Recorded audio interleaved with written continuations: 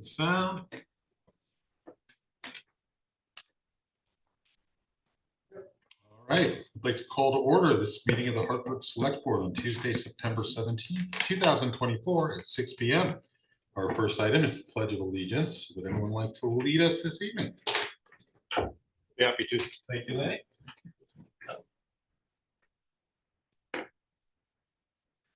I pledge allegiance to the flag, United States of America, and to the republic for which it stands, one nation, under God, indivisible, with liberty and justice for all.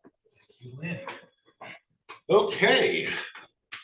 Our next item would be the local liquor control board for a new application. I don't see the applicant here.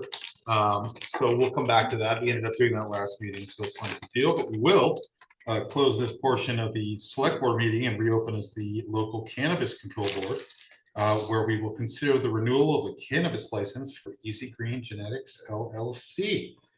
This is a renewal, so the applicant didn't have to be here, but Stephanie, if you'd like to tell us anything, you can. Otherwise, if there are any questions or discussion, we can take those. No, take a motion. Kim? How's it been going? Have you been actually doing indoor cultivation? Yeah. And we're selling exclusively at our dispensary. do you want to go from there? Hi. Yeah, it's been going well. We've been cultivating for almost a year now. And we've been selling downtown at the Hidden Grove at our dispensary. It's a nice little thing we got going on. It's a lot of businesses, but we're pushing through it, and it's been a good year. So yeah. Great. Yeah, the competitive cannabis has been kind of part of the topic lately. Do you feel like that's impacting White River Junction and Hartford at all? I think it's definitely impacting cultivators.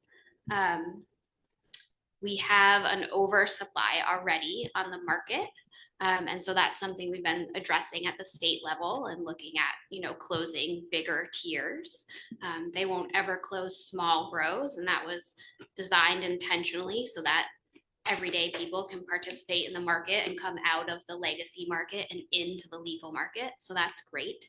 And for us, we're lucky that we have our own retail outlet. So that's really helpful. And yeah, we've been, supporting cultivators for a long time with our 10 years at GrowPro. We celebrated 10 years this year. So we have a lot of connections to the community, and it's been interesting to watch the struggles of growers. We don't have those struggles, which is nice, but I'm sure at some point we will. We'll just keep plugging along. Thanks. Thanks, Yeah. Stephanie. Any other questions or comments, or I'll take a motion. Mary? Okay, I move that the select board renew cannabis license for Easy Green Genetics LLC for number S0000094993. Okay, we have a motion. Do we have a second? A second. A second from Brandon. Any discussion? All those in favor say aye. Aye. Opposed? Okay. Thanks very much. All right, we will end our time as the Cannabis Control Board and reopen as the Select Board. Like I said, if our applicant for the liquor license shows up, we will take care of that at the time. Otherwise, we'll move ahead. So our next item is order of agenda. I don't see any changes. So public comment. We will open public comment. We'll start with people in the room, then move to those who are joining us by Zoom. You'll have 3 minutes to comment. And once the buzzer goes off, you will see the timer and buzzer. Please just wrap it up. Please address the select board as a whole and refrain from personal attacks. Dave? Good evening. I'm David Briggs from White River Junction, and I have another report for you with regard to my Coolidge Block project. I'd like to read this into the record. In March of this year, I was sponsored by the Hartford Historical Society to present to the public my vision and the reasoning behind it for the future of the Coolidge Block on my watch. About 75 people showed up on a Sunday afternoon for a 90-minute program, including the Q&A. That scene will be repeated this week on Wednesday, September 18th at 7 p.m. in the Hartford United Church of Christ Activity Room. The public is invited. In March, I included a possible timeline as to how the redevelopment of the Coolidge block might play out. The first milepost listed is developer selection, slated to be completed in summer of 2024. The summer is over, and I can report that a qualified developer has expressed substantial interest in the project and has begun detailed analysis and evaluation of the project from its point of view. There is a way to go, and I cannot say we are ahead of schedule, but any credible schedule cannot be proposed without the all-important developer candidate named and proven to have serious interest based on the merits of the project as measured in their own office.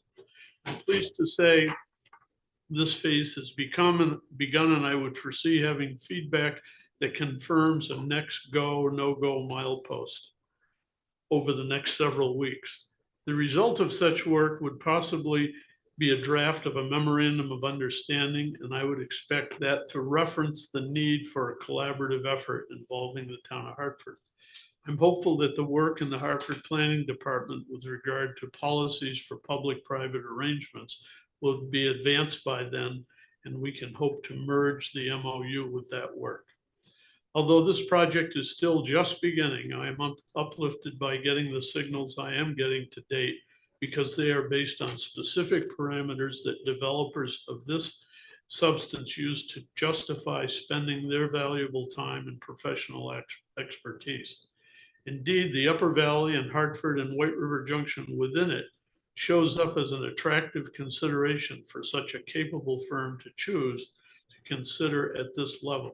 As you know, I believe this bodes well for Hartford, and it certainly is a part of my business plan. The timeline drafted in March 2024 is attached. It is still very ambitious to unlikely, but moving forward. I will keep you informed, and as always, encourage you and the citizens of Hartford to connect with me for more information going forward. I will welcome that. I'm very transparent on this, and I benefit greatly from the dialogue that I could have with you one-on-one. So I hope that will happen. Do I have a few seconds left? We do have 20 seconds. Well, the developer's selection on this list of summer 2024 led through parking financing, the heating district concept, submittals, permitting process, financing, bidding, and construction that could conceivably begin as early as a year from now. I think that's ambitious. And completion in January of 2027. You got to put something down to have something to relate to. So thanks for listening, and town manager has a copy of this for you. Great, thanks very much, Steve. Any questions here? Just a note of schedule. I saw on the listserv the Historical Society's event tomorrow night, but it didn't list a time on there. So 7 p.m. okay, if someone else lists it again, you might want to include that. Yeah. Here's the naughty little secret. What we did before was taped by Jam. It lasted 50 minutes and then a half an hour of Q&A. And when I listened to it, I thought, well, this is pretty good. So I'm going to play that to the audience tomorrow night and then go through a new round of Q&A in the context of where we are today. Great, thanks, Dave. Any other public comment from the room? Is there anyone on Zoom?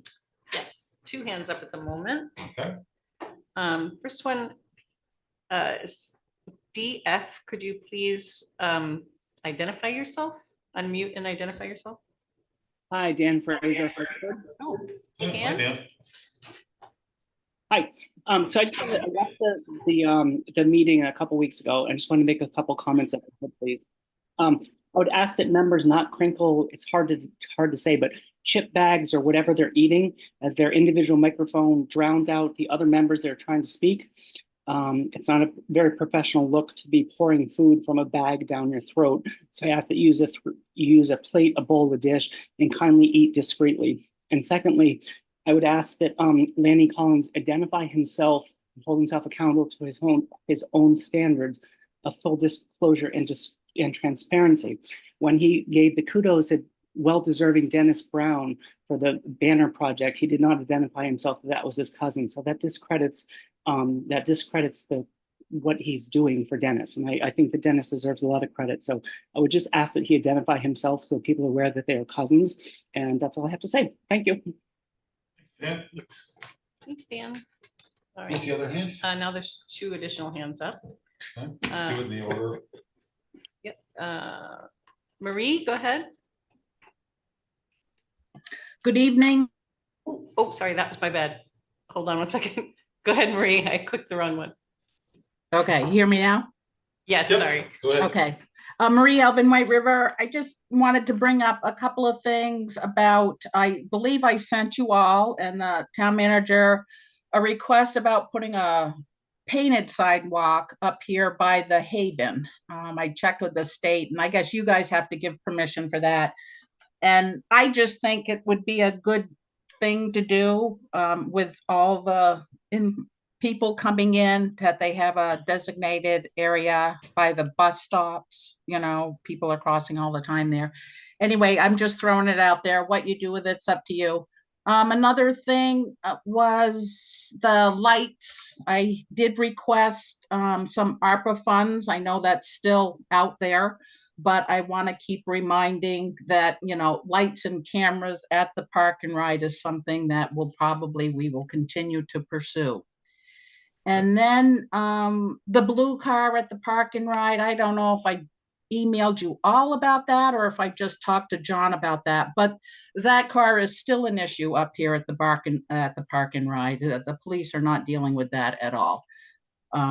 So, you know, he's got a dog in there, the neighbor behind the park and ride, here's the dog barking. There are groups of people meeting up there. It's a big social thing. Not okay, not allowed. Thank you very much. Thank you, Marie.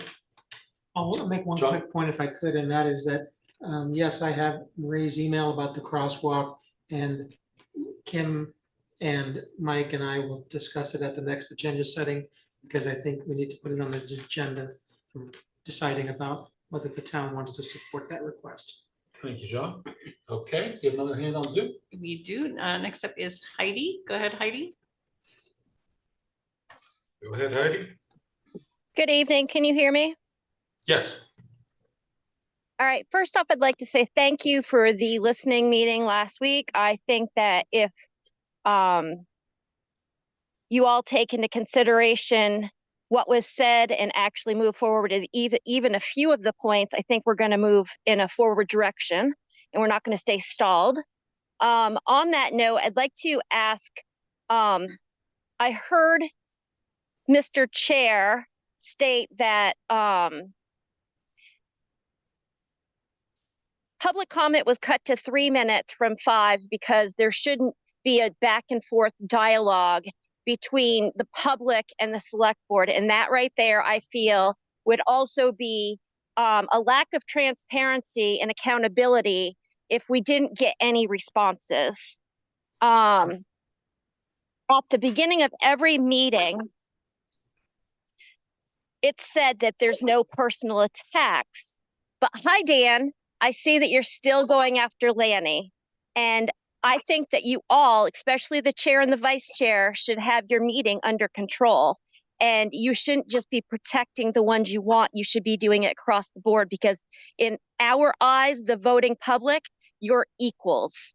You're not treated differently, and no one should be abused, whether it's verbally or accusations.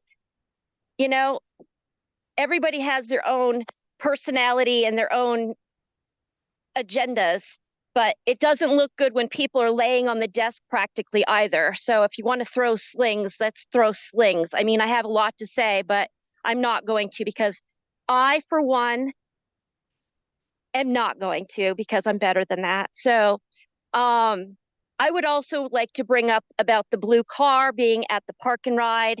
I actually had a conversation with the gentleman, the male, one day, and he said point blank the HPD told him that it was okay for him to be there. So I'm not really sure who he is. Where he came from, what his purpose is, but I agree with Marie that we need lighting, definitely lighting up there. And as far as the South Main Street parking lot, that also needs to have something done because of all the violations happening there and around town. If we're going to talk transparency and accountability, then we need to start asking the questions. And one question I'd like answered is ordinances in town. Who enforces them? Thank you, Heidi. Appreciate No, it. I asked a question, please. Ordinances, Who enforces ordinances? Yes. generally the police will enforce an ordinance. Thank you. Anyone else on Zoom? No other hands up. No other hand? Yep. Okay, well, we'll end public comment. We'll go to select board comments and announcements. Kim, anything? Just would like to thank folks for coming out to the listening session that was held last Tuesday at the Wilder Club and Library. It was an excellent turnout with about 35 plus people in the room, plus almost 20 on Zoom. And I think it was a very productive conversation, and I look forward to the implementation of some of the ideas. Thank you, Kim. Brandon, anything? No, thank you. Mary? Nothing. Heidi? Yeah, just to echo Kim, I did really appreciate the listening session that we held and all the members of the public who attended, and I appreciated the tone of that discussion, and I felt that people really sort of brought their most thoughtful selves into the room and yeah, refrained from more personal grievances, and I appreciate that, and I hope we can continue the spirit of that in our select board meetings overall. Brad, Lane? Nothing. Okay, I don't have anything either. So we'll go to appointments. We'll consider the reappointment of Sara Ferguson to the Design Review Committee. This is a reappointment, so the applicant does not have to be here. Any discussion, any questions? Motion? So Lynn? Sarah, question for you. She's not here. Yeah, but isn't she online? She online? I don't think so.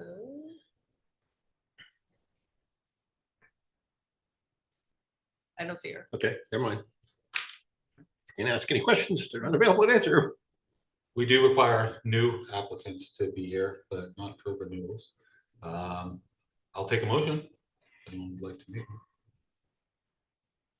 Mary?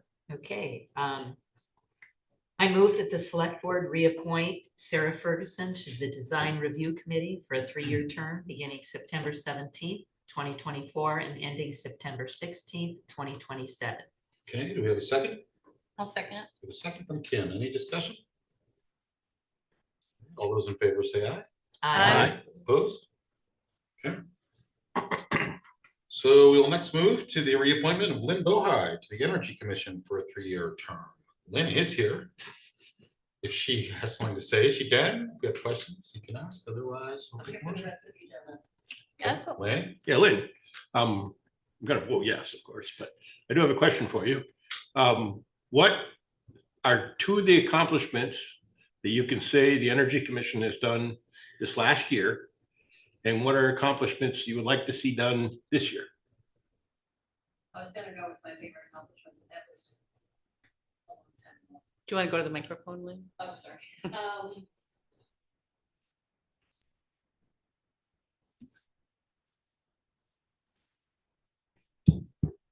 Lynn Bohi Wilder. If I'd known there was going to be a quiz, I would have prepared. Sorry, Our apologies. you're not under the hot seat, so wing it. What is one accomplishment that the Energy Commission has done this last year?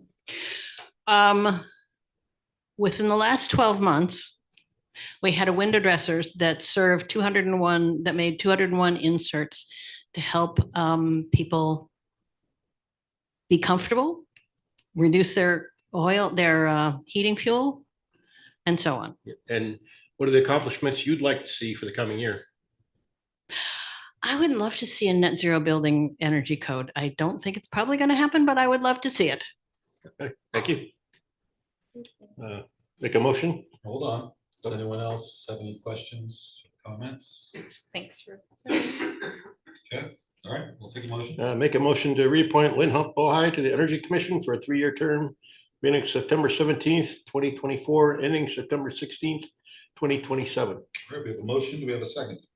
Second. We have a second from Brandon. Any discussion? All those in favor say aye. Aye. Opposed? All right. Thank you, Lynn. Sorry, Lynn. And our, A general appointment question. yes, go ahead, Kim. John, did you confirm that all the vacancies were posted as per the policy? Yes, I talked with Paula, and she has been working with Melinda, and to some degree, the communications officer, and she confirms that, yes, that's the case. Great, thank you. Thank you, John, and we sort of had that requirement. We've been checking that requirement for quite a while. at this I point. just haven't So I noticed think, it myself, you know, so, and I didn't go and look to research to see other postings. Okay, our next appointment is a new appointment. This is of Sally Mansur to the Resilient Hartford Committee for a 3-year term. Sally is here. If you'd like to come up and just tell us about your interest in this particular appointment. Hi, I'm Sally Mansur, and I live in West Hartford, and I've lived here for 3 years now. And I wrote in the application that I have lots of prior public service, volunteer service commitments and time and effort. My house currently abuts Clifford Park, which is the site of the Clifford Park Food Forest and some work that's being planting and landscaping work that's being done there. And so when Matt Osborne told me that they were looking for people, and I talked to Kyle, I think his name is, I could be getting that wrong. The member of the Resilient Hartford Committee from Two Rivers Ottaquechee Regional Commission. He kind of talked me into it a little bit. So, Questions for Sally? Benny? Sally, I was really pleased to see your area of you thought could be improved with West Hartford store. I firmly support you. West Hartford does need a store. Yep. It's been without one for far too long. I'd love to see one with a gas station and a personal pursuits of snowmobiling, being able to get gas there. So that would be nice. Your solutions for that, excellent solutions ideas. I'd love to see you be able to spearhead that. If you could do that, it'd be awesome. That's great. it's definitely not under the Resilient Hartford bailiwick, but. No, I think it is You actually, asked. because, Okay, no, all right.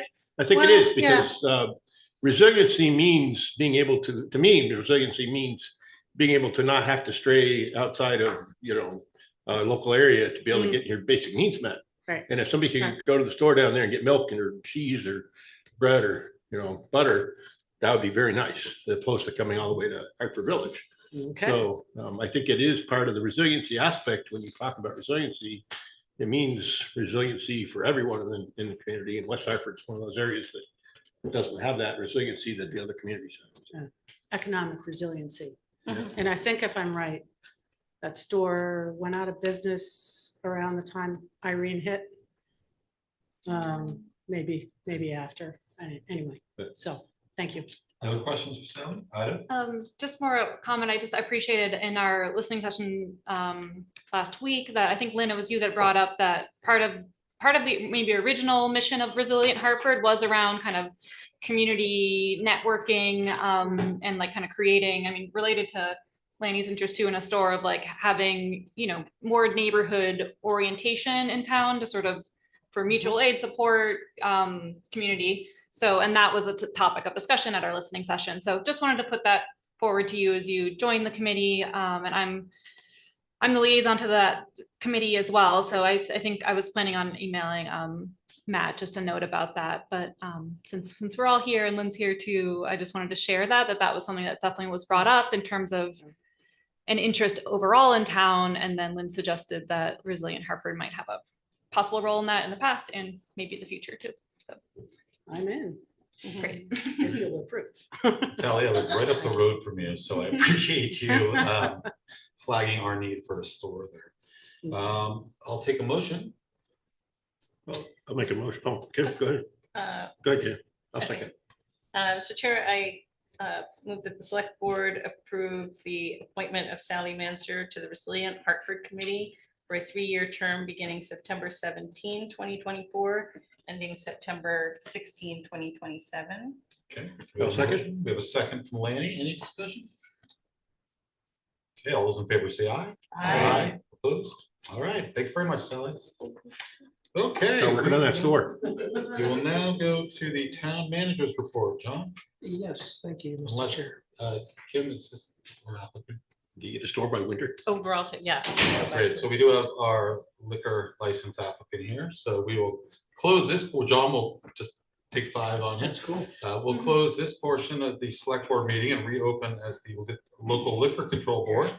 And we'll consider a new applications for Cappadocia Café for a license of the 3rd class and outside consumption. I believe last meeting, we approved a 1st class license for Cappadocia Café, and we do have the applicant here. So if you'd like to introduce yourself and tell us just a little bit about the permits that you're seeking. Yeah, my name is Vural Oktay. I'm one of the co-owners for Cappadocia Café. And we are so excited. We are almost ready to open 26th. And although we started to try some Turkish stuff already. And we are looking forward to get the license and start to serve our beautiful community. Great questions.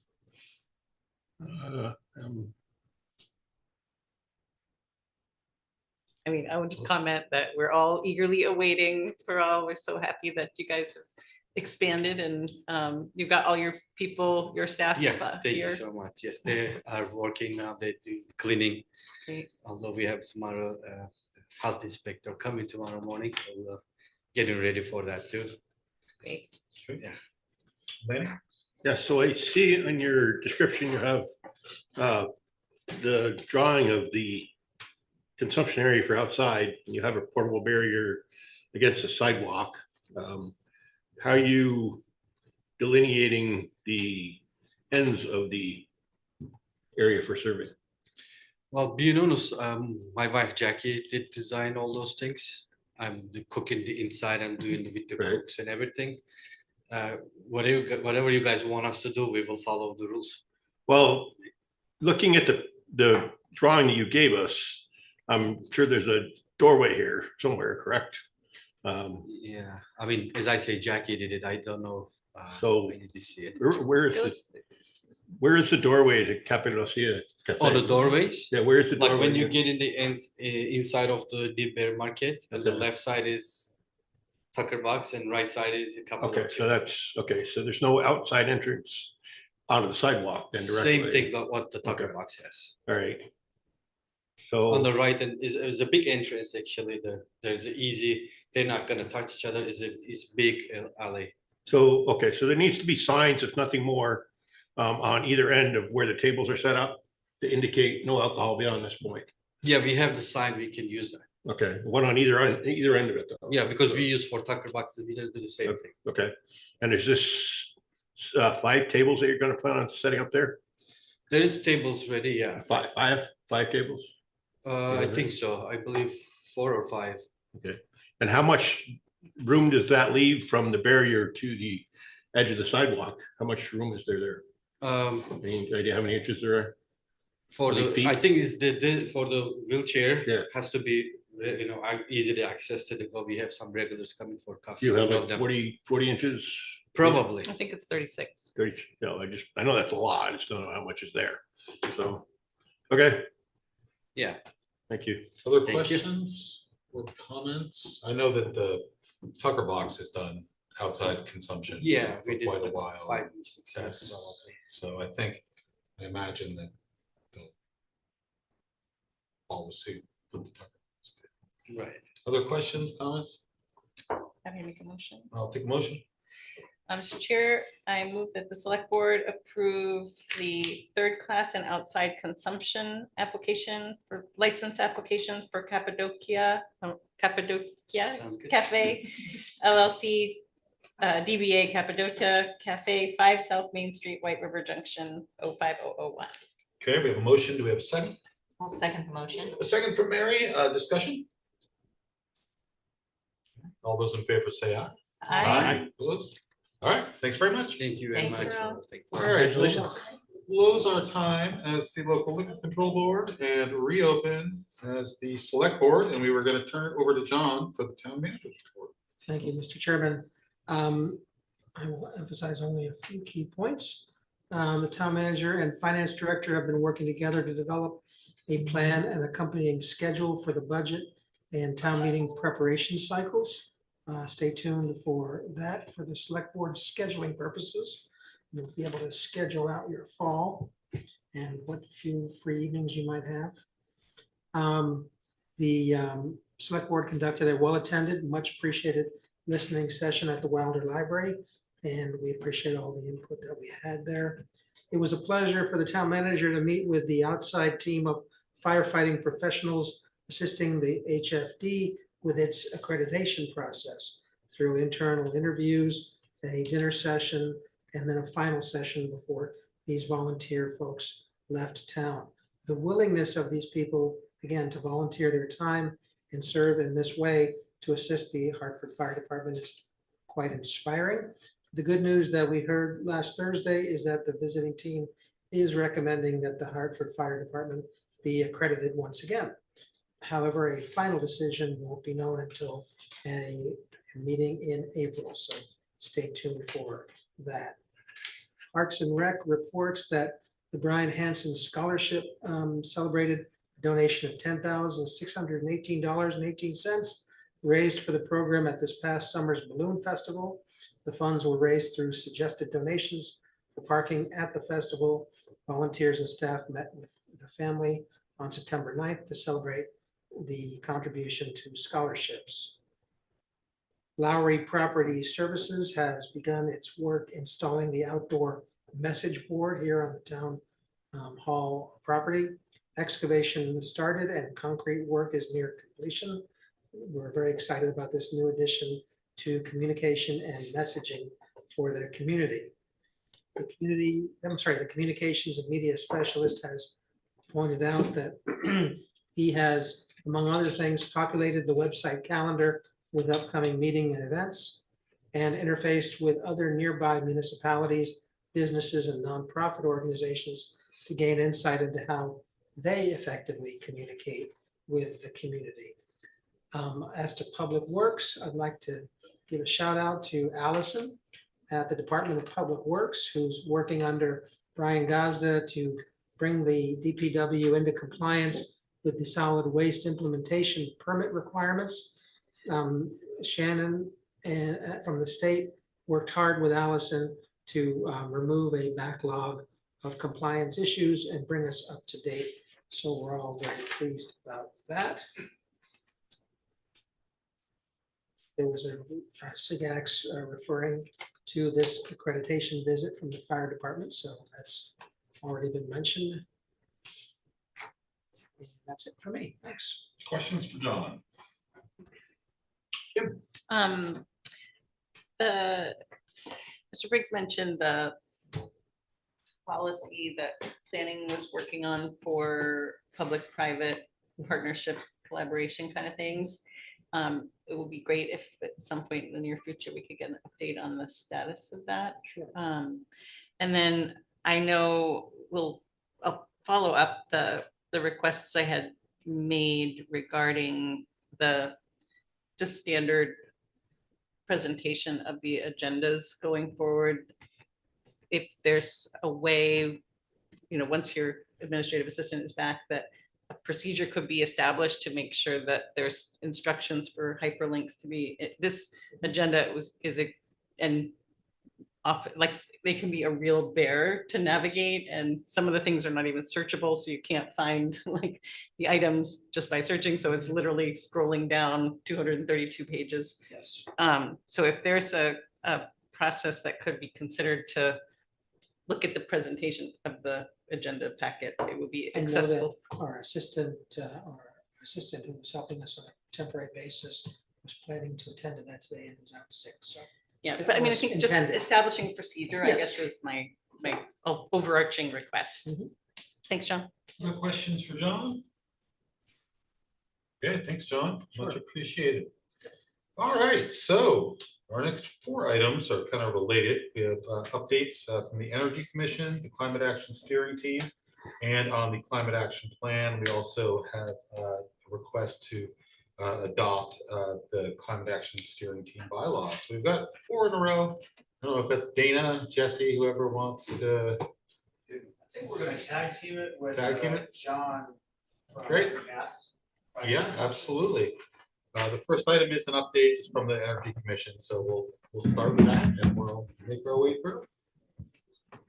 Yeah, I'm the designated Identify yourself, John. introducer tonight. Thanks. John, John, could you just identify yourself for the record? Pardon? Could you just identify yourself Oh, I'm for the sorry. record? Yeah, I'm no John worries. Reed, and I'm chair of the CAST, Great. Climate Action Steering Team. Okay, so the Climate Action Plan was adopted by the Select Board in 2021. The Climate Action Steering Team was charged with overseeing the implementation of the Climate Action Plan. Climate Action Steering Team meets monthly with the Sustainability Coordinator. And Jesse from HEC is a member of the of CAST. The objective of the Climate Action Plan is to attain net zero greenhouse gas emissions by 2030. The estimated impact of doing this is a reduction of gas house emissions by 51.2%. By vote of the town, as opposed to the select board, the operation and maintenance of the town's municipal infrastructure and equipment are to achieve carbon emission neutrality by 2027. So these are the targets that we're working for. There are 9 sectors in the Climate Action Plan, and Jesse has a presentation that will show you all of them. The community-wide savings from achieving the CAP's target could amount to $64,890,000 by 2030. Can you say that one more time, John? The estimated community-wide savings from achieving the CAP's targets could amount to $64,890,000. The 2 sectors where the gas greenhouse emissions are greatest, totaling about 98% of the total reductions possible, are buildings and energy and transportation. The heating and cooling of our buildings and the cost of driving our vehicles result in a vast majority of these greenhouse gas emissions. Dana is going to give you some information about the vehicles, the transportation side of this, to go along with Jesse's presentation about all 9 sectors. The one thing I wanted to mention in particular tonight is the state has set new standards for energy in residential construction. These standards took effect on July 1st of this year. The state will publish a book that describes what the standards are and the rules and regulations that need to be followed, etc. But that book is not out yet. So what you have to do is you have to go to the law itself if you want to figure out what's being regulated. So I thought it might be just a little helpful if I went through the topics that are covered by this new energy code. First is air sealings and leakage. Second, vapor retarder. Third, duct location, installation and sealing. 4, HVAC systems. 5, equipment sizing. 7, fireplaces and solid fuel burning appliances. 8, exhaust fans and appliances. 9, ventilation. 10, snow melt systems.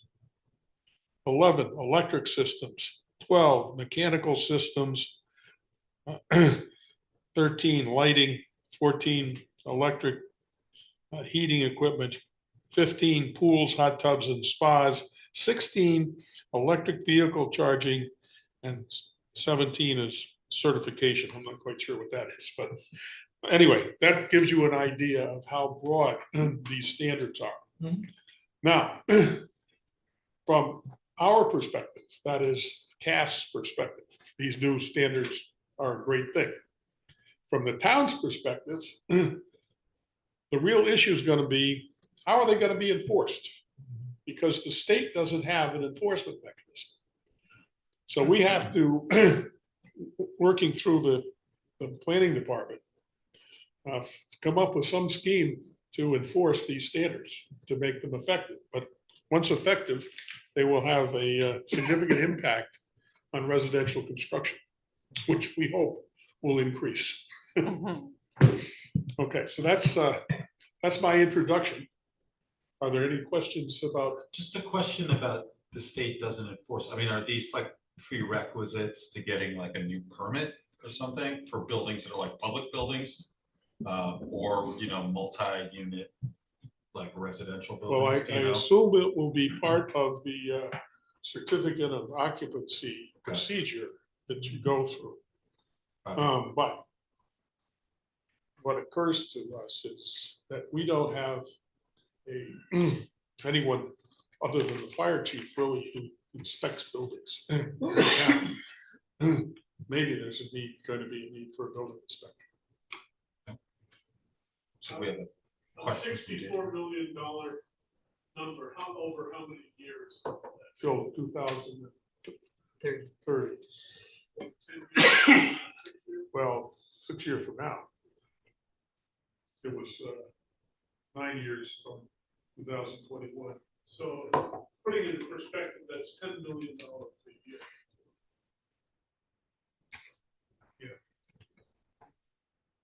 The questions for John, Kim? I do, but I also just want to make sure, so we had the Energy Commission update on the agenda prior to the CAST update. So I think that's what we're getting, but We're all intertwined here. okay, Yeah. that's fine. I just didn't want to make sure that Lynn wasn't being sidelined. Okay, great, then come in whatever order. Okay, great. So that was the CAST update. Yes, So we have that's any the questions CAST. for John on the CAST update? No, we're gonna get to the bylaws later. Okay. I just had a quick question. How, I don't understand the snow melt part. How is that a sustainability, or how is that gonna save us? I mean, I don't know, a snow melt, is it Well, just spreading? I'm not going to pretend to give you a technical answer. My guess is it has to do with the water that's generated and the flow of that water, so that it doesn't become a flood in individual homes. Okay, all right, That'd be thank my you, guess. thank you. Turn over to Jesse or Dana for their portion. Yeah, I hope everyone has a laptop out with this screen on it. Is So this admittedly is pretty not, tight. this isn't just an excerpt from the CAP. This is a new document that you're gonna share with us. This is a Independent. rough recap of the 9 items on the cap. The abbreviated versions of the strategies explicitly stated within the cap. A rough level of detail on what has been done in the past or is a recurring program that the Energy Commission casts or the town sponsors.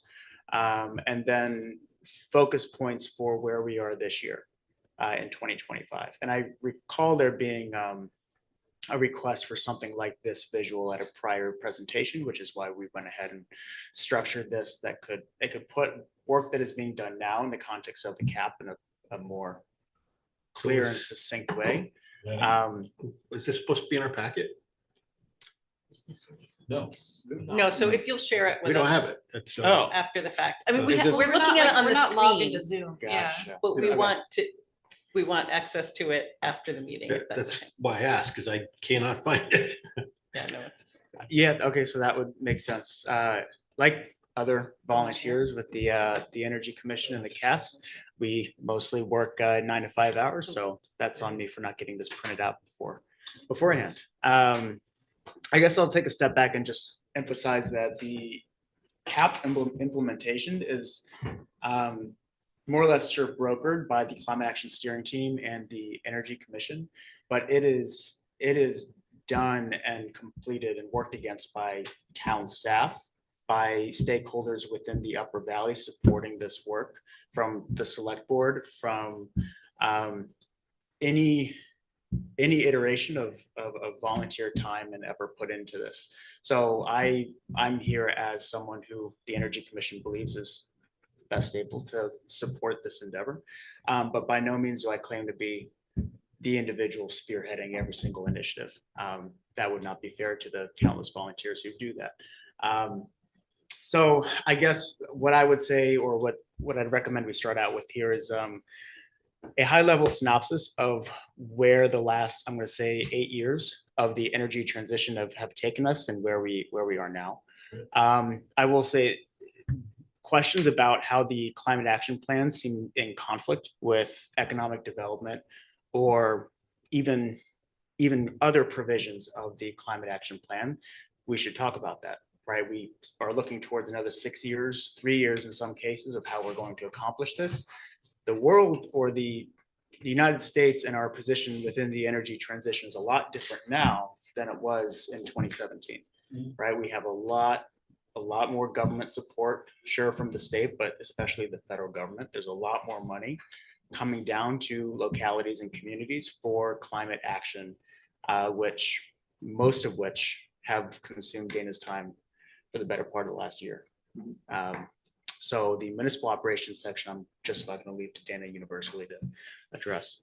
I'll also say that back in 2017, there was a lot more focus on power generation. Where is the power coming from? And that's been a little bit in flux with the state's recent res update, calling for more in-state renewables. So items like where solar projects or wind projects or hydro projects go, we can expect an uptick in those conversations over the next couple of years. At the same time, where this town's focus, where the Energy Commission's focus is largely not on power generation anymore. It's where can we reduce or maximize our carbon emissions reductions, which is increasingly the winter peak. That doesn't mean solar. That doesn't really mean wind either. How are we going to heat our homes in a cost-effective way 5 years from now, 10 years from now, 15 years from now? And then also, how have there been opportunities created in the last couple months or years to highlight the other components of the climate action plan, like the climate economy? That specifically ties into the economic chapter steering team workflow. There was also a housing chapter update that we went through last year, talking about population density per acre within the town. Within the same climate action plan, there are requirements for reducing wastewater flow, right? How do we do that if we're promoting economic development in the downtown area? Housing is a critical issue for the town. So again, some long-winded way of saying some things are at odds. Bottom line up front, the picture of where we are today is different than where we were when this was written originally. So kind of going from the bottom or top to bottom, unless there are any questions on that particular. We'll just start with buildings and energy. This is the hot topic that a lot of people want to talk about. How do we secure 30% fuel switching, where we are 100% switching from fossil fuel combustion to heat our buildings to electrification solutions? And the honest conversation there is it has to be a bit of a balance in many cases. Realistically, how do you encourage a community to go full heat pump and at the sacrifice of a wood burner, right? That's still combustion. It is not necessarily pragmatic or realistic for the town to require new or old, particularly the old housing stock that we have, to go full heat pump. So we can have that conversation as well. On the recurring and past program side of things related to energy efficiency and fuel switching, Lynn earlier highlighted the window dressers program and initiative, which we do every year, again, with our regional stakeholders in neighboring towns and window dressers themselves. In the past, and I expect again in the future, we will be working with vital communities with the Affordable Energy Resource Fair or Energize Upper Valley. Those are two different resource fairs that we have supported or led the last 2 years. Granted, the EV Expo was a City of Lebanon initiative, so I'll give them the credit on that. And then a preferred siting guide. We're going to hear a lot more about this. How do we support or regulate where ground-mounted solar projects go to the extent we can? And we've seen from Wilder 1 to Braley Solar, there are two very different buckets of permitting requirements and authorities having jurisdiction in those types of projects, both of which I think we're going to see more of. Our focus right now, again, going down to sustainable heat, ground source heating. The town is being consulted by a National Renewable Energy Laboratory in Tennessee, Oak Ridge National Labs, on how we can take a look at our downtown area, bring together the stakeholders and encourage sustainable heating solutions, catalyzed really through the future of the hotel Coolidge. And that is something I don't think, maybe this is on the Energy Commission for not being as transparent in what we've been up to, but I'm going to give a lot of credit to Dana here for getting, again, a National Renewable Energy Lab to consult the town on this.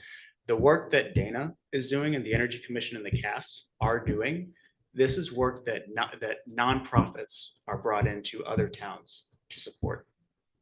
It is not a trivial thing to secure all the funding that Dana has done and bring in all these stakeholders and subject matter experts into something like a district utility for downtown White River Junction.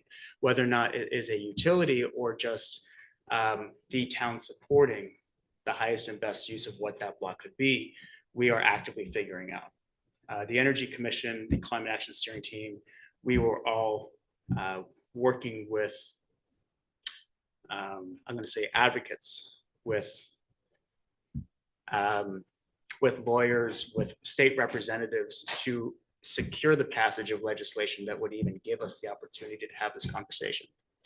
And that is all work that's invisible, right? But it happened anyway.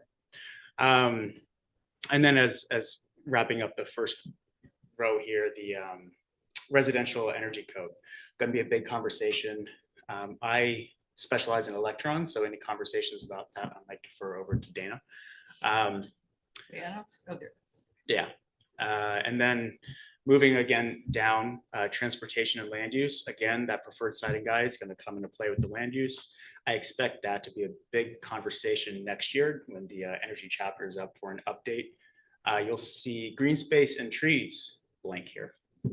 We need to figure out what a forest is legally. We've talked about this before. How do you identify a forest? Is it simply a treed covered parcel, or is there a more legal description? Those are things that I expect we'll get into during the energy chapter rewrite.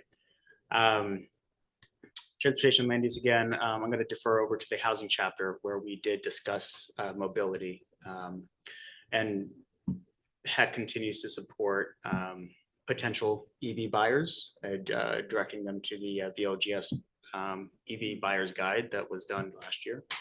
And then working to revamp the EV bike loans and supporting the town's implementation of the bike lanes, which I've heard some rumblings about that. I just want to say I fully support what the town has done there. I see countless more bikers going up that hill. I also feel more comfortable biking up that hill than I did 2 years ago. I never made it on my bike, but had to walk it. But it's nice having the option, right? Plus, people do have e-bikes and they are biking up and down Hartford Ave. So very thankful for that. Waste management, you're not going to see a whole lot on here outside of CAS's recent styrofoam collection effort. It is state law that we must compost organic waste, essentially eliminate from landfills and recycle. And that is going to continue to be a fairly large implementation hurdle, but not a place where the Energy Commission has been focused of late, given the state law support for it. One big wastewater related item, the wastewater treatment plant heat pump is overdue, not yet overdue. 2 years. 2 years. We have 2 years of life left on it. And so going back to the sustainable heating, affordable heating technology discussion, where can we minimize or maximize reductions of carbon emissions? The wastewater treatment plant is a big one. And so actually this actually kind of started the conversation about the ground source heating program, is if we could not just replace a heat pump for the wastewater treatment plant, but also pull out waste heat from wastewater running through downtown White River Junction as a secondary source of waste heat for heating residential and commercial buildings, then that is an efficiency that should be considered. So while no immediate attention's been given to writing and releasing an RFP for the wastewater treatment plant heat pump, work is still being done on how we can infuse that with other workflows going on at the town level or across the town. And then no doubt all the flooding this summer, last winter, and the summer before that has definitely catalyzed a conversation that the climate action plan explicitly called for focus on flood hazard mitigation through the lens of climate change. And I want to commend the town for hiring the public outreach coordinator, which is something that I think is going to be a big step in kind of mitigating emergencies like that in the future. Selfishly, I also look forward to working with them on highlighting Energy Commission related workflows and successes. But so going back up top to flooding, we are working with Dartmouth, or rather CAS and the Energy Commission are on identifying erosion, sinkhole risk across the town. This is becoming a bigger issue across the state of Vermont, where no one really thought that we had a whole lot of risk of sinkholes, but as water, I'm going to say watersheds have continued to evolve with the flooding, and it's highlighting some areas of concern where there weren't before. So I think there's some exciting work being done by Dartmouth on that front that I might also defer to Dana to discuss. And then for local food and agriculture, again, conversations that have been happening the last 2 years, but one that I want to emphasize, the Upper Valley Transit Stop at the Norwich Farmers Market has made that such a more accessible place to get healthy local food. And then again, that ties into the climate economy as well. During a recent Town Plan Steering Committee Economic Development chapter, we highlighted the need for a downtown White River Junction farmers market. I, as a previous renter in downtown White River Junction, would have loved a placemaking effort like that to connect the residents who may be transitory, they may be here temporarily, they may not want to or can afford a pass. But that's a great opportunity that I see as part of the economic development chapter rewrite to reimagine what downtown looks like. And again, that also ties into account the Hotel Coolidge opportunity. I'm going to continue going down health and safety, climate economy, and municipal operations at the risk of repeating myself, but I just talked for probably 10 minutes nonstop before I do launch into another tirade. Is there any? Do you have any questions at this point, Kim? Two quick things. Yeah. One, I did a few years ago research trying to spark a White River Junction downtown farmers market, and every farmer I spoke with said that they were maxed out with the existing, you know, and the access to the two White River Junction co-ops to have their wares there. That anyway, so that was a non-starter a few years ago. I love the idea of it, but we didn't get much traction. And then with the whitewater treatment, the wastewater treatment facility, the I mean, I think that every single time I look at the pay manifest and see the $10,000 a month electrical bill for that facility, I know that there are some, so anyway, like, I think if there's opportunities that Cass Energy Commission, so sustainability coordinator can identify to help, like, I mean, it just sticks out like a giant, you know, 5-digit number in a list of mostly 3-digit numbers. So anyway, that's just always on my mind. And if there's, yeah, so if there's some geothermal or wastewater energy, like whatever those things are, like that's a prime target for it, I would think. Absolutely. Yeah, this is good stuff. Some of the things that the acronyms you've got, some of the acronyms would be nice to understand them a little bit better. It's an Especially if you're going to present this to the public. I'm just going to say it seems like we're being killed by PowerPoint here. This is all stuff we could go over ourselves if you presented this to us, if we had a chance to review it ahead of time. This is all great stuff, but when you have strategies, it's more like goals, not strategies. They're goals to reach all this stuff. When I look at this, I'm going to go down to municipal operations. You got town hall went fossil free in 2017, but how can you support that statement? Do you know that all the energy coming for town hall is fossil free energy? If it's coming off the grid, every single bit we're coming from, are we on CV or are we on Green Mountain Power? Green Mountain Power. Green Mountain And Power. Green Mountain, all Green Mountain Power is coming from fossil free sources. According to Green Mountain Power, it does. Yeah. So if somebody were to fact check this, that would be interesting to do that. As I said, I mean, this is all great stuff. We can, if you send it to us personally, we'll review it. I'm just not sure what the basic takeaway from this is that you want us to get from. What is it, the basic takeaway you want us to get from this presentation? I guess the two items I see that are worth, there are themes that we'll be discussing for moving forward. One, hotel Coolidge, and sustainable heat as a focus of the town and the Energy Commission, right? We want to focus on how to save our community dollars as it relates to heating their own homes, but also enriching the space of the town of Hartford, right? And so when I don't want a year from now or 6 months from now you to be caught off guard if we're talking about the heat pump for the wastewater treatment plant or district heating in downtown White River Junction, or how to encourage or support affordable, sustainable heating options. And then the second one, which we haven't quite gone down to, is the amount of work regarding municipal operations that Dana here has taken on the last year and the opportunities in front of the town. So one of the things that we had discussed when we took on environmental sustainability coordinator was the ability of that person or some of his groups that work for him or support him to go out in the community and help with the community engage the community on these different ideas on weatherization, where to get the information for grants for that to help them out for financing, how to get the heat pumps. I mean, there's been a lot of educational stuff put on.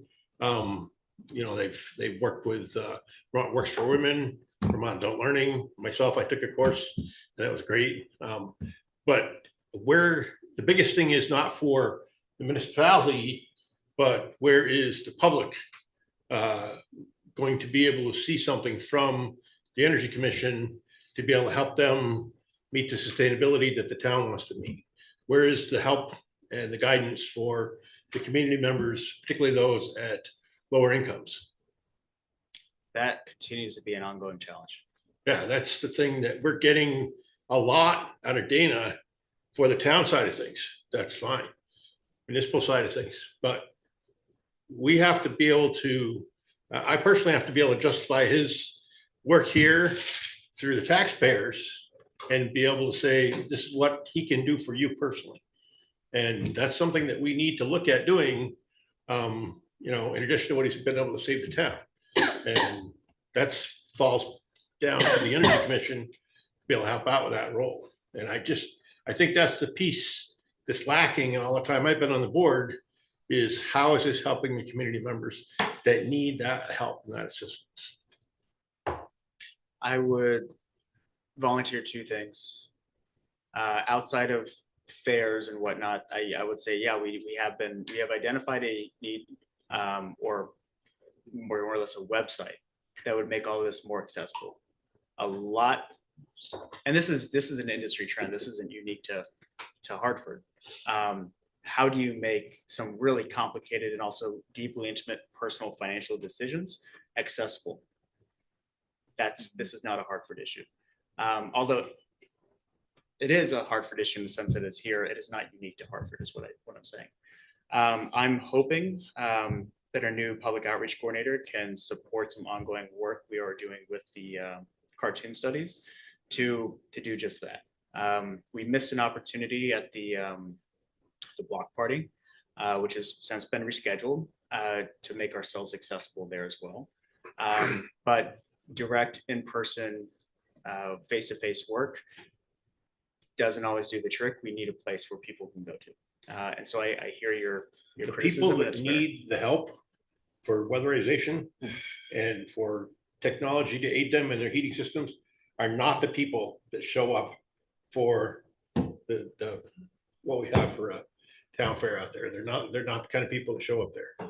The people that need that are people that are living that, I mean, I want to say it's some of the older generation that we have in town. All right. So some of the people that are not as well connected with the technology. So I And just like to see that's more. the strength of our relationships with stakeholders like Vital Communities and the Bugby Center. That's work that they are actively doing that we support. And in some cases we let them take the lead and tell us what they need. But again, I'm going to say your criticism is valid. It's a known problem and we want to do better.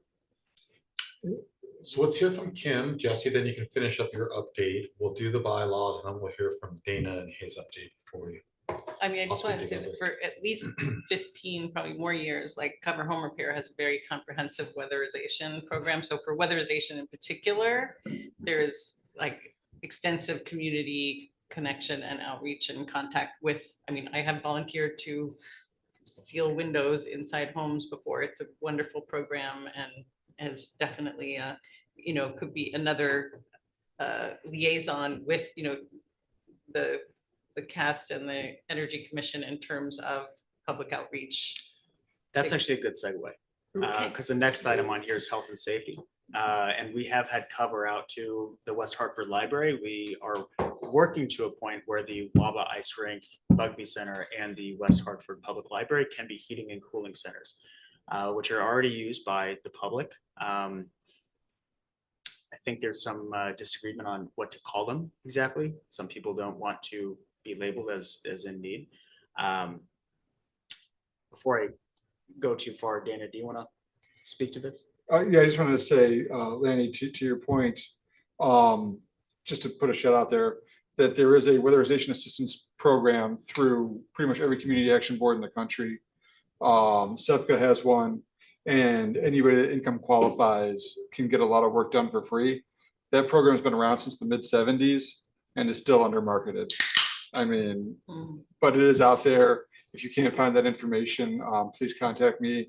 Swing by the town hall. You know, I don't care how you reach out to me, but How much are we getting this out to the residents of Hartford though? I mean, are we putting this is the kind of stuff we should put in like tax bills.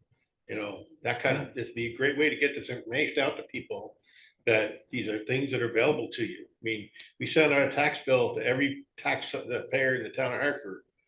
Why don't we include this kind of information in that? That's a really good idea, actually. Wow. Okay, let's keep it moving. All right.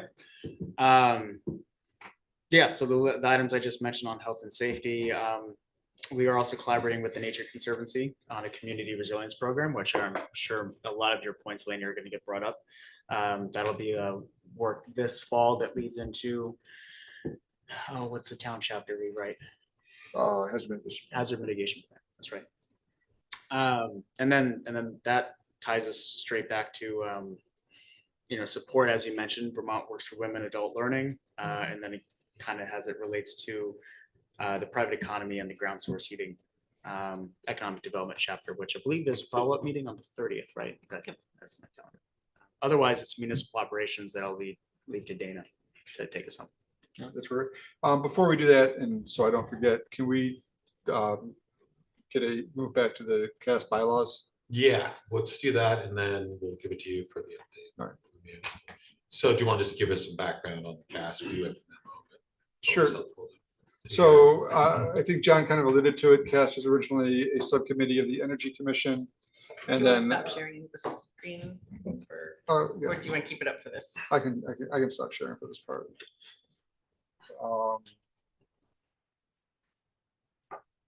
Sorry, where do I end share?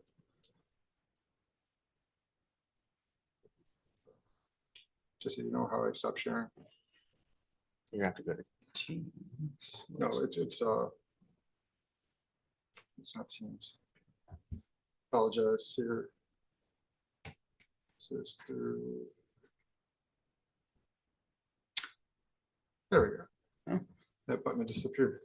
Okay, so CAST had been a subcommittee of the Energy Commission, and then in December 2020, 2022 or 2023. Now I'm blanking on it. There was a vote to make them an official committee. I wasn't present when that happened, but I know there's some discussion, and there was a recommendation, I believe, of town council. Yeah, I just hadn't gotten a chance to get bylaws in front of you all until this point. Questions for Dana about bylaws? Kim? I mean, do you want to reconsider that phrase of the not being able to hold funds over year to year? I did not get a chance to talk to Gail Ostrich about that to see if that is a common language in the bylaws. I'd be happy to hold off on that until I check with her on that. I don't know if it's common for committees to hold funds or it is encumber funds. I don't believe committees have ever done that, have they? She might be online. Gail She is wants to add online. anything? She was, Gail is on Zoom. She wants to chime in. I mean, again, I don't know the difference between bylaws and a committee charge. I agree with Dana. I've heard them used interchangeably. Okay. Gail has her hand up. Okay, Gail. I apologize, but Dana, do you mind repeating your question? Because I don't think I got it all. Sure. So Kim has a question about the bylaws. I use the HEC bylaws as a template. In that template, it states that they will not be able to encumber or reserve funds after the fiscal year. And I wasn't sure if that was just common language or common practice with our committees and commissions, that they're not allowed to encumber funds. No, that's exclusive to that committee. All the other committees don't have that language. Okay, so perhaps I can come back removing that language from the cast and the. Strike, I mean, Strike it. Suggest to strike that as an amendment. So can I ask a question along with that? What is the budget we're looking for cast? What is that? We have not put that together. I mean, currently they're just operating out of the, some cast is on a project. I've got money in the energy budget that I'm using to cover those So expenses. now we're going to look at an energy committee budget plus a cast committee budget in the future. Is that? Tim, how's that? My comment was just about the bylaws. It wasn't about any specific funding request. I just didn't want to preclude Right, them. but it was about holding funds over. Right, if, No. in fact, so for example, the Sister City Committee, remember they had funds Right. that they didn't realize weren't being encumbered. They thought they were. It was just kind of an oversight because they didn't request it. So my point is, having that in there is just going to mean if at any point in the future, the committee, the CAS steering team requests funds for a project, and if it doesn't get completed by the end of a fiscal year, they're going to lose those funds. So it was not relating to any specific funding request, only just in general. So I suggest striking it. So you would move that we adopt the bylaws, but strike the last sentence of section 6 budget. Section 6. Yeah, just the last sentence. Yes. Anyone like to make that motion? So I still have a question. Okay, go ahead. Are we now going to be looking at a separate budget for Energy Commission and for CAST? I mean, CAST is going to be looking for budget. There would be, yes, if it became a commission, that's a potential. I mean, we don't have any, there's not been a discussion about that at this point. Well, So no offense to CAST you is guys a in here. sub-part I of the understand Energy Commission, this. right? It The Energy was. Commission gets some money or Now it's puts in money. if it No, CAST is its requests own for it. thing. It is after we adopt this. I know, that's what I'm getting at. So it's the Energy Commission right now is its own. Please have a little bit of patience here, okay? Right now, the Energy Commission is its own entity and has its own budget. I'm Okay? aware of that, yeah. Don't be I'm so aware of that. sarcastic, okay? Let's go. Now we're looking at having a CAST committee and having its own budget as well. Is that correct? Again, right now, we're looking at making it its own committee. We have not Right. discussed having a budget. Well, but you've got it. That's potential. How can you say you haven't discussed having it have its own budget when it's in the bylaws to have a budget? That's an oxymoron. You've got it right It here. says it shall have the authority to request appropriations. Right. Yeah. They haven't decided whether they're going to use that authority to actually request appropriations, right? Okay. Correct. We haven't made that decision yet. I just wanted, what I'm getting is I just want to make sure that we're not going to be burdening the taxpayers with another committee that's going to require an additional set of funds. That's the thing I'm concerned about. I would just bring up that that it seemed like rather important work to save the town $64 million in the next 10 years or something like this. 6 years. So these bylaws would allow CAS to request funding. They've not decided yet whether they would do such a thing. I imagine if we got a request from them, we would look at the request of the Energy Committee as well and make sure that we weren't unnecessarily spending money just because we have a separate new committee. That's my take on it. Can Yep. I make a comment? Yes, John? Back when we were going Go to the mic, go to the mic, go to the mic. back when we were going through the 2024 budget process, we had a little session with the select board where we talked about the fact that $60,000 had been put aside for implementing the climate action plan. And the suggestion was made during that process that it was too soon to ask for additional funds. But the suggestion was made that in this 2024-25 budget process, that we request some reasonable amount of money to be added to that $60,000. So we'd have a future reserve fund to work with. Thank you, John. Kim, do you have a comment or question? It's on a different topic, so if within the bylaws.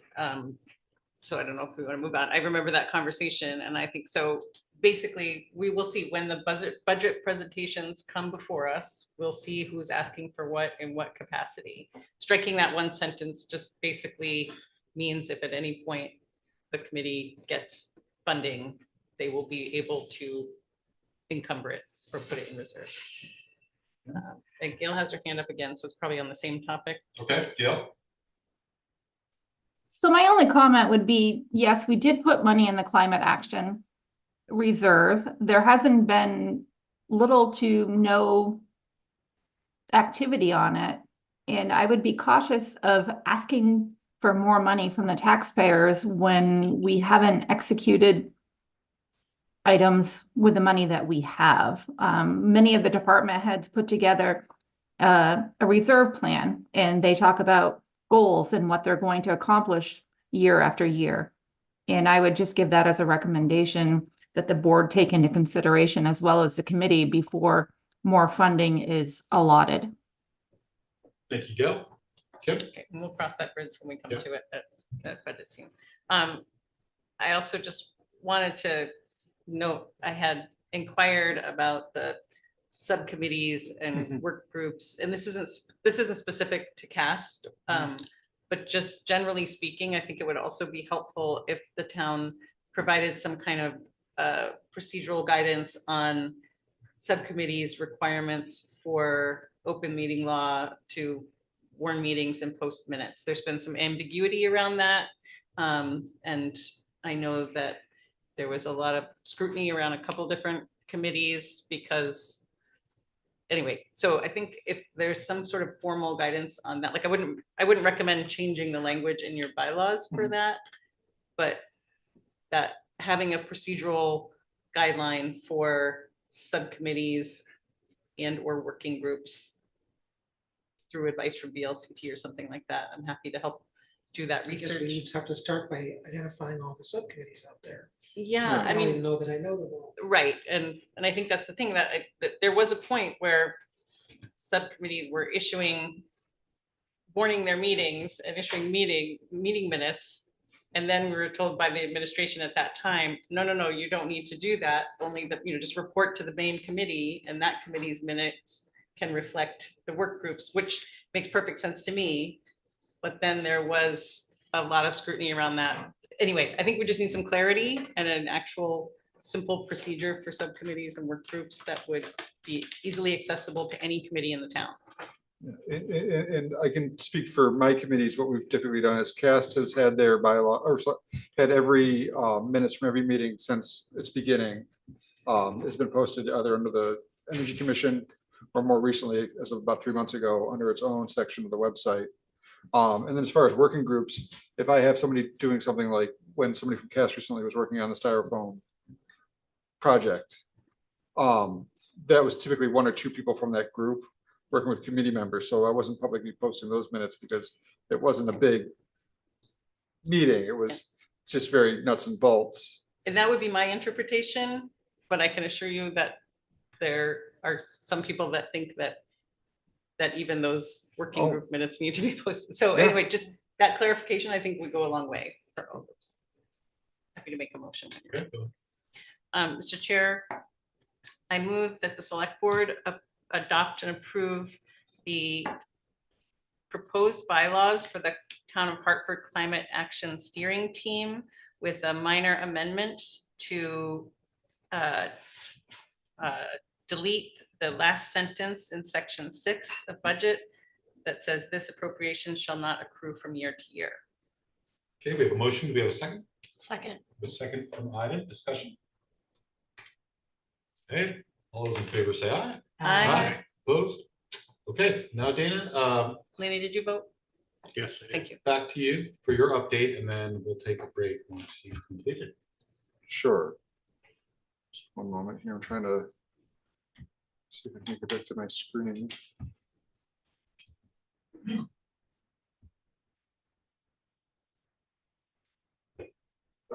So I'll try to make this quick here.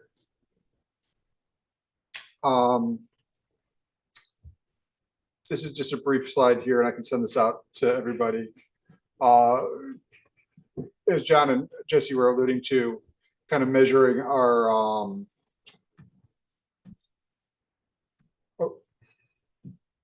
the town's greenhouse gas emissions. This is from the study that we did about 2 years ago with UNH. So we are still tracking our emissions. I actually have somebody from the Dartmouth Energy Alliance that's volunteered to helped me update this. This is through a SciMap program with UNH. But this kind of shows, aside from buildings and transportation, our other biggest sources of emissions are wastewater itself, which is something that I've come to find out. Wastewater actually puts out nitrous oxide, and nobody's actually found a commercial use for it. So that's why they haven't. That's why that number is still up there. Dan, But can you just hide the little bar at the bottom of the screen? Can you click Oh, hide sure. because we can't read the titles? Oh, yeah. These are the various different departments and their admissions, and then there's a profile there on the right-hand side of what each of those colored bars are. I'm happy to show this report again. I shared it with everybody a couple of years ago. I didn't want to spend too much time on this. I just wanted to show that we are still tracking where our admissions are coming from and trying to do that in an objective way. And I just want to go over a couple of the projects that we have coming up here and just go over kind of the logic. Right now, we are at the state where a lot of the funds from the Inflation Reduction Act and Bipartisan Infrastructure Act, where a lot of those funds had to be earmarked and spent. And as Gail alluded to, we haven't really spent a lot of money from the Climate Action Reserve Fund because I wasn't sure what we were going to need matching funds when we got to this point. And now that we're at this point, it's come up a little bit quicker than I would have anticipated.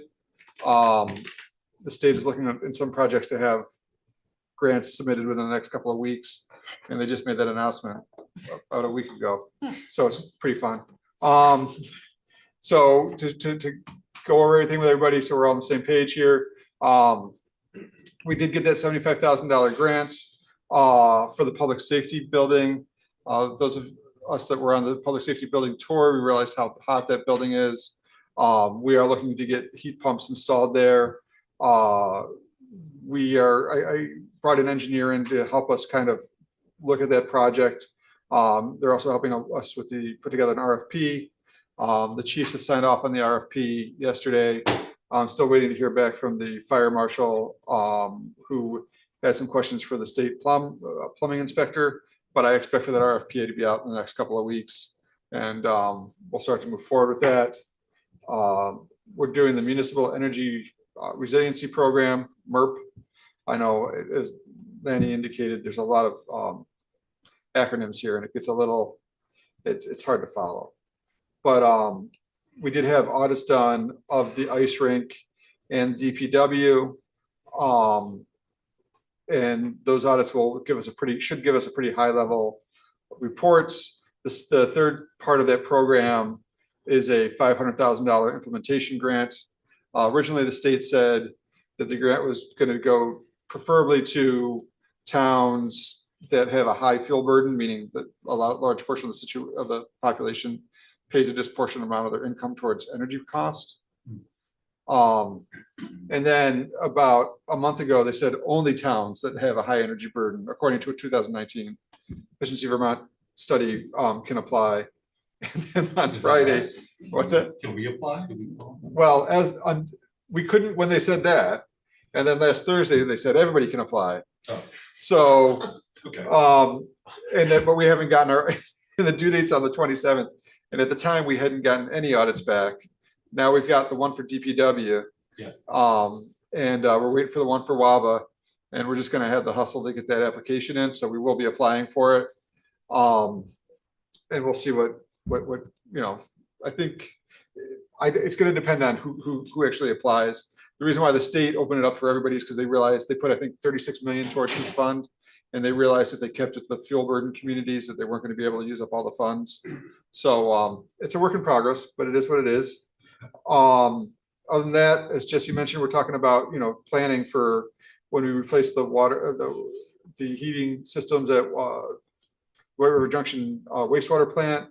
We're starting to talk about setting funds aside in the budget for town hall. So we're just trying to prepare for stuff so that stuff doesn't hit us out of left field. You've heard me, I know, I think every time I've been here, I said, I want to start planning for stuff so we're not waiting to hear a noise, because basically we do what we do with our car or whatever. We hear a noise, we turn up the radio, we keep it going as far as we can until it's dead.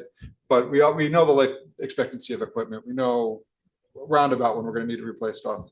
So just trying to plan around that. And then we are going to get Tesla power walls installed. Lanny, you were talking about the West Hartford earlier. We're going to get a pet Tesla Powerwall hopefully installed this Friday at the West Hartford Library to help them be a resilience center. So people there, if there's an issue with the grid, but and they need a cooling center, that library will be able to act as a cooling center. And then hopefully, and once that gets installed, I'm going to try to get one over at the Bugby Senior Center as well. Earlier this year, Bugby did act as a cooling center during that heat wave that we had around Juneteenth. And I think on the one day on Juneteenth, when they weren't scheduled to be open, they didn't have any programming. They had, I believe, 12 volunteers show up and about 12 people show up for a cooling center. And many of those volunteers showed up because they didn't have cooling themselves. So we definitely, are seeing a need for that and working forward to address it. Those are grant funded, the Tesla wall? No, they're about $5,500. And this is a program through GMP. It's accessible to everybody. So if you have a home, you can do that as well through the GMP website. I worked with the West Hartford Library, and they managed to get their board to cover a portion of it enough until Scott believes he can work it into the regular budget, because we're going to pay overtime with them. And then I'll be coming to you guys probably pretty soon to use funds from the Climate Action Reserve Fund for the battery wall at the Bugby Center.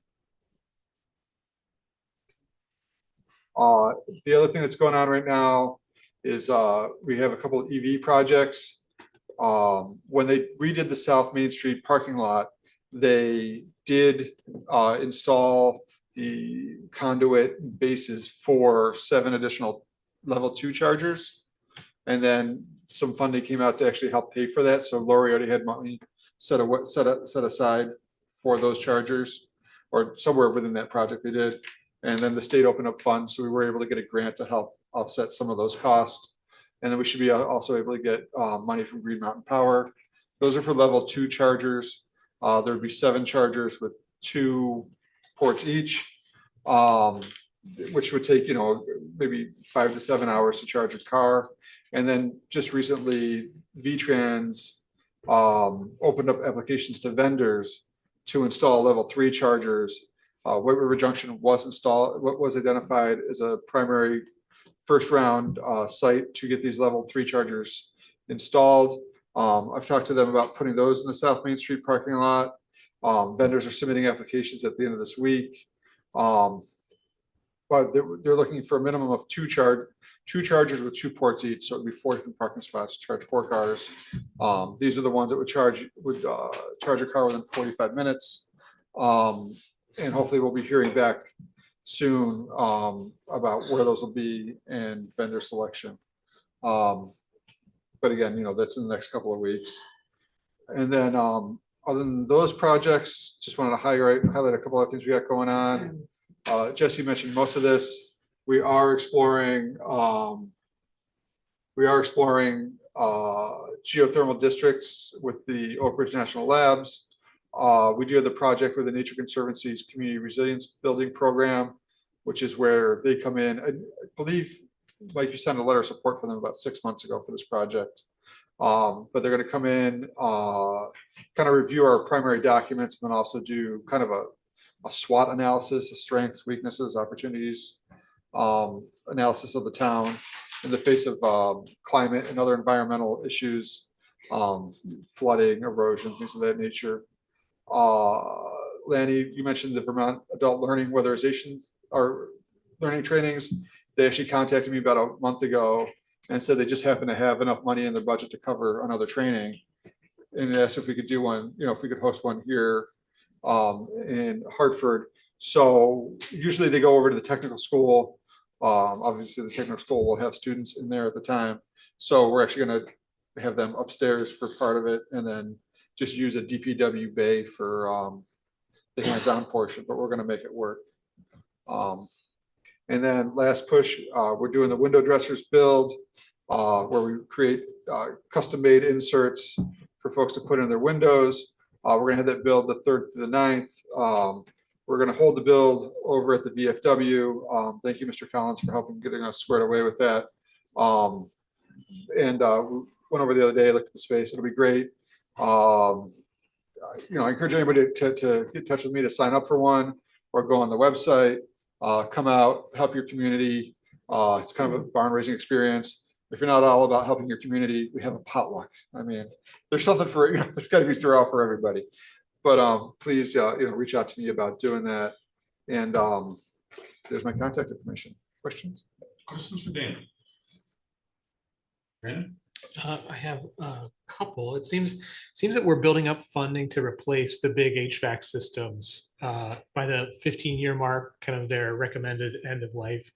But I'd like to ask, is it possible to do that, to build up that money and have it there when we need it, but not actually replace these systems until their actual end of life? I just know from experience that you can sometimes get 25 or 30% more than that. And yeah, that's question one. Question two is, have we taken a look as part of the climate action plan, whether any town money is invested in companies that produce or transport fossil fuels and or companies that produce weapons due to the climate impact of military activity? So the first one, we're not looking to replace any systems before they need to be replaced. So I'm not proactively going out and just saying, wouldn't this be nice? What I am doing is the heat pumps at the wastewater plant were installed 13 years ago. The average life expectancy for them is 12 to 15 years maybe. Just because of the environment at the wastewater treatment plant, there's a lot of stuff in that air. I would not want to be a filter in one of those systems. I mean, anyway, and of course, as you know, that get clogged filters make the systems run harder. So I have no expectations that those systems are going to last beyond their estimated life. And they're already having issues, I mean, over there to begin with. As for the other question,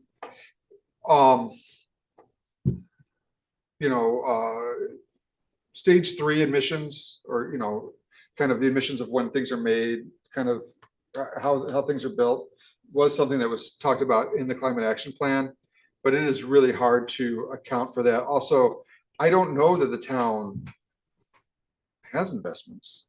I don't know that we have big money on the stock market or anything of that nature. Be a question for Gail, but I don't believe so.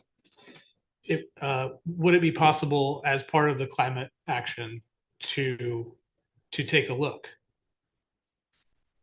I mean, if Gail's on, maybe she can answer that question now. I don't know. Or if she's not available at the moment, we can. Well, you get back to us. Can get back to, yeah. Other questions for Dan? Yes, thank you. Just a question about if the town has sort of influence over the V-Trans decision about the location of those level 3 chargers. And I don't know, I could think of different reasons of why you maybe want to have them downtown versus really close to the highway interchange. Is that within our purview at all, or no? We can offer them space, which I've done. Yeah. And planning, and I think John conferred on this too, was talking about getting them into the downtown as an economic builder. Right. We want to have a place where folks come down and walk to our amenities while they're charging within an hour. A lot of the funding goes towards supporting that kind of stuff. And I actually had to talk to V-Trans and ask them to give us kind of a waiver, because the actual funding it's through the National Electric Vehicle Infrastructure Act, which required those chargers to be within 1 mile of a highway exit. And I actually worked with V-Trans to get an exemption from that, to get them into our downtown. Which must not be that much more than a mile. Yeah. 1.1, right? Yeah. It's like 1.2 and ridiculous conversations. Right. For those of us that still live in the internal combustion world, can you explain level 1, level 2, and level 3 charger? Oh, yes, sir. Level 1 is you're running a cord from your outlet to your car, and like literally 110. Yeah, 110. It's called trickle charging. Yeah. please, if you do that, just want to put a PSA out there, use a higher gauge wire, a higher gauge cord, because they get hot. It's a lot of juice to be running through through your basic cords like we have. But that will trickle charge, give you 2 to 3 miles an hour. It's really slow. Level 2 chargers are more like what we have in the downtown, South Main Street parking lot now, but it's also kind of like the chargers that we have at the far end of the building. If you were to install something at your home as a charger, it's like a 210, I believe, or 220. 220. And those will give you typically 20 miles an hour. And then the level 20 3 miles an hour. Yeah. Charge. Charge. You could charge. 20 miles out charge. Sorry. Yeah. Okay. Charge. And the level 3 chargers are basically the big boys. They'll charge you within 45 minutes to an hour. Complete charge. Complete charge. It's a lot of power. The project, I mean, even talking about putting the chargers down here, I mean, they're expecting at times for it to use up to 1 megawatt, which is a pretty significant amount of power. Yeah, so it's not just it's a lot more complicated. Okay. What are the ones they have over to the plazas? Are those level 2, level 3? You're talking about Walmart? Yeah. Those are level 3 chargers. Okay. Yeah. And then there's of course the Tesla chargers next to the Right. grocery Those store. are level 2s or Those are all level 3s. 3s. Okay. Yeah. Can I put in a plug that, so like I have a 2021 Nissan Leaf, which is the same car as the town manager has access to. And I can do level 3 charging, right? But only with the old style plug. These Nissan Leafs, I mean, to date, Nissan is trying to make a very cheap electric car, just low entry price point as electric cars go, right? And so they have this older style plug. And a lot of new level 3 chargers do not have it. So like that sort of, basically folks who have the lower cost EVs, they couldn't use the newest chargers unless there is at least one of those plugs available. So hopefully we can get that accessibility in there. No, yeah, so there are adapters that you buy to go every which way with the plugs. The only thing I would say is that oftentimes the Nissan Leafs, the bolts are not meant to be charged. I don't know about the Leafs, but I know a colleague just bought a bolt and found out that it wasn't meant to be charged by a level 3 because it's a lot of juice to be going into a battery at once. You know, it's not recommended even for a Tesla to consistently charge at a level 3 because again, you're talking about dropping a lot of juice into a battery real quick, and it's just a good way to wear out your battery. That's right. Yes, they're still you can still do it. They just recommend not to do it all the time. Yeah. And my car limits how fast. So like my car will charge at like 1/3 the speed of a Tesla or something. But it's still fast enough so that if you stop for 45 minutes, you can be on your way. Yeah, and and part of that's just the joys of being an early adopter. Like we just, Other questions for Dan? Thank you, Dana. Thank you. Thank you, Jesse, and thank you, John. Very informative. We appreciate it. All right, we're going to take 5 and then we'll be back with the rest of our agenda items.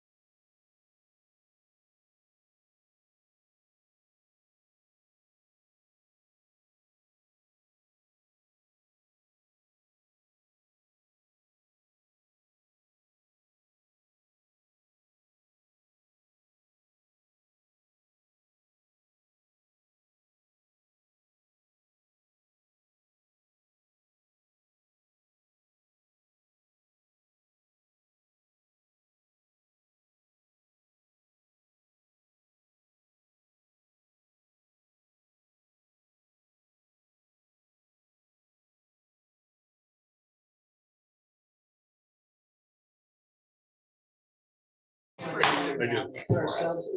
You're the best person, yeah, for all I'm those. so stretched out. You're strictly Fair. research. I just want to be responsive. I'm sorry. Oh, All right. We're on the same page. Okay, we're back. I'll talk after that.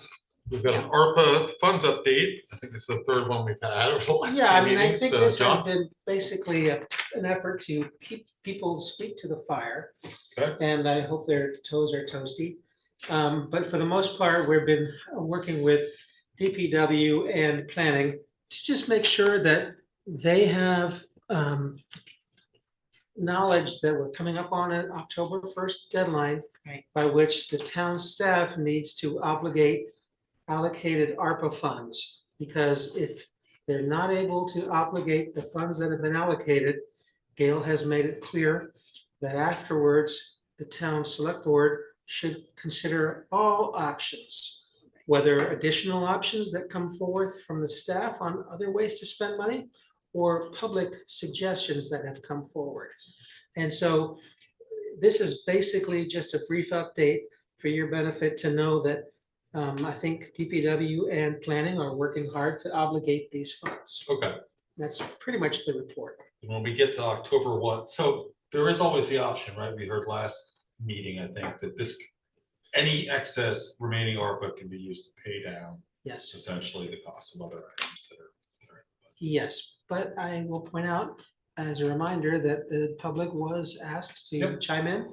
They did so very nicely, and we have kind of presented a summary of those suggestions that you hopefully will, and we'll all keep them in a back pocket for that October 1st and thereafter session as to whether we have this problem of unallocated and unobligated ARPA funds or not. Let's hope that by October 1st, we don't.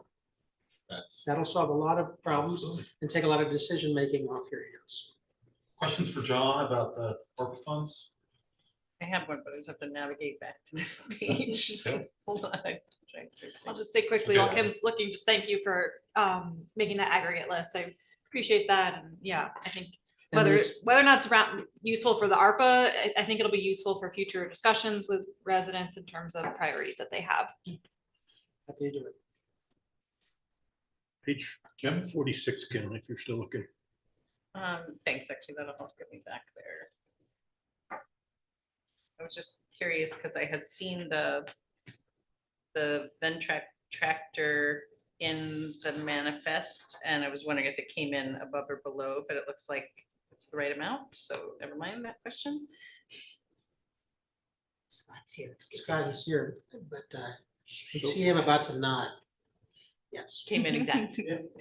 So I have a question for you on the actual, something that is in Lori's handout here about the West Hartford Bridge pedestrian line striping.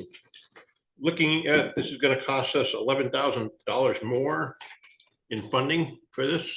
I'm told that, yes, they had a more substantial increase, but they've been working with, negotiating with the vendor.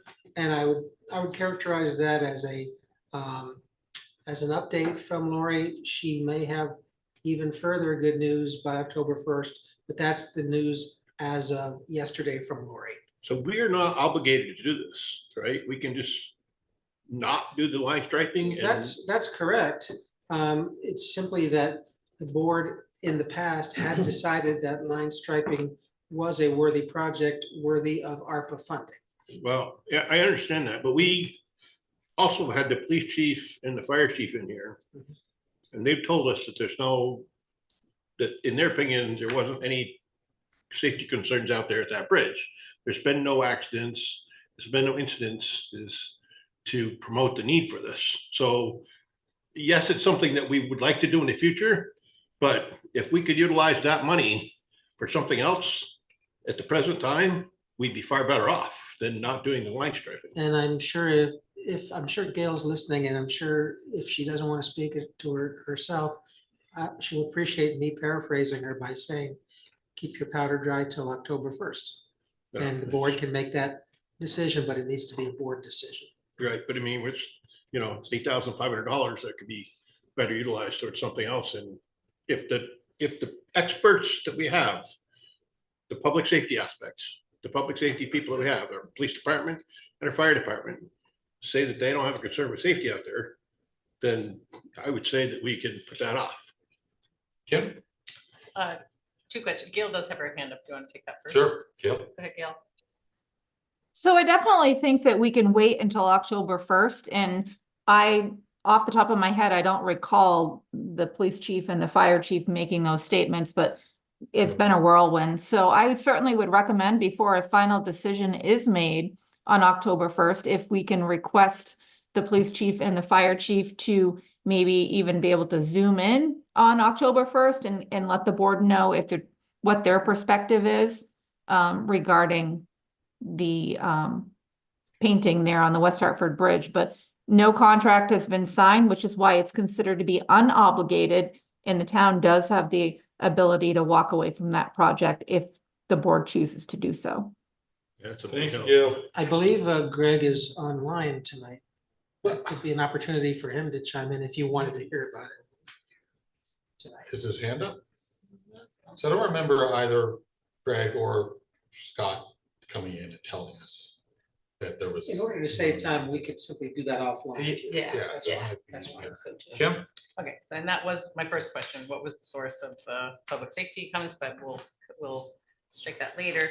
The other one is, and again, I can just ask this on October 1st when Lori's present, but I couldn't tell if it was from this note today, if it was 11,000 in addition to the 8,500. So basically 19,500, or if it was 11,000 total. It's 11,000 beyond the 8,500. Okay, so more than double what was Yes. originally anticipated. Yes. Okay, that answers my question. And there is a member of the public hand up when you're ready. Sure. Want to do that now? Yeah. Okay, Marie, go ahead. Hi, Marie Alvin, White River. Thank you. John said something about a condensed list of what the public had suggested for the ARPA funds. Is there any way that can be shared? I'm just curious about what, the public did have to put in for besides my quest for the park and ride. It's in the packet. Page 49. of the agenda. Okay, thank you very much. Sure. Thank you, Marie. Other questions for John? Comments? Until October 1st to see where we are. Yep. Okay. Thank you. All right, so our next item is the capital improvement requests. Yes, and the department heads were all tasked with coming forward if they needed to bring to the board's informational purposes attention requests that were in excess of what has already been approved by the select board, or with a different funding source from what has been approved by the select board previously, or a new project that they're seeking funding for. So with those parameters, 3 department heads have made proposals, and they're in your packet. There's one from the police chief, there's one from the director of Parks and Rec, and there's one from the Department of Public Works. And if you'd like, I imagine each of them could speak to their proposals. Sure. There's some sheets of paper about The public works. Yes, the Public Works, which was difficult for some folks to read, have involved these larger printouts that we've got. So with that said, perhaps you'd like to hear from Scott Hausman, who's in the building? That's fine. Yeah, let's start, I guess, with Scott and then maybe Chris or Ryan. And then if Chief Sheldon's online, we can go to him as well.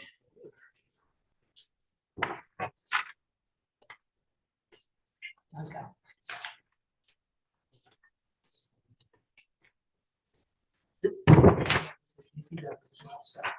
Yep. Thank you, John. All right, Scott, did you want to take us in?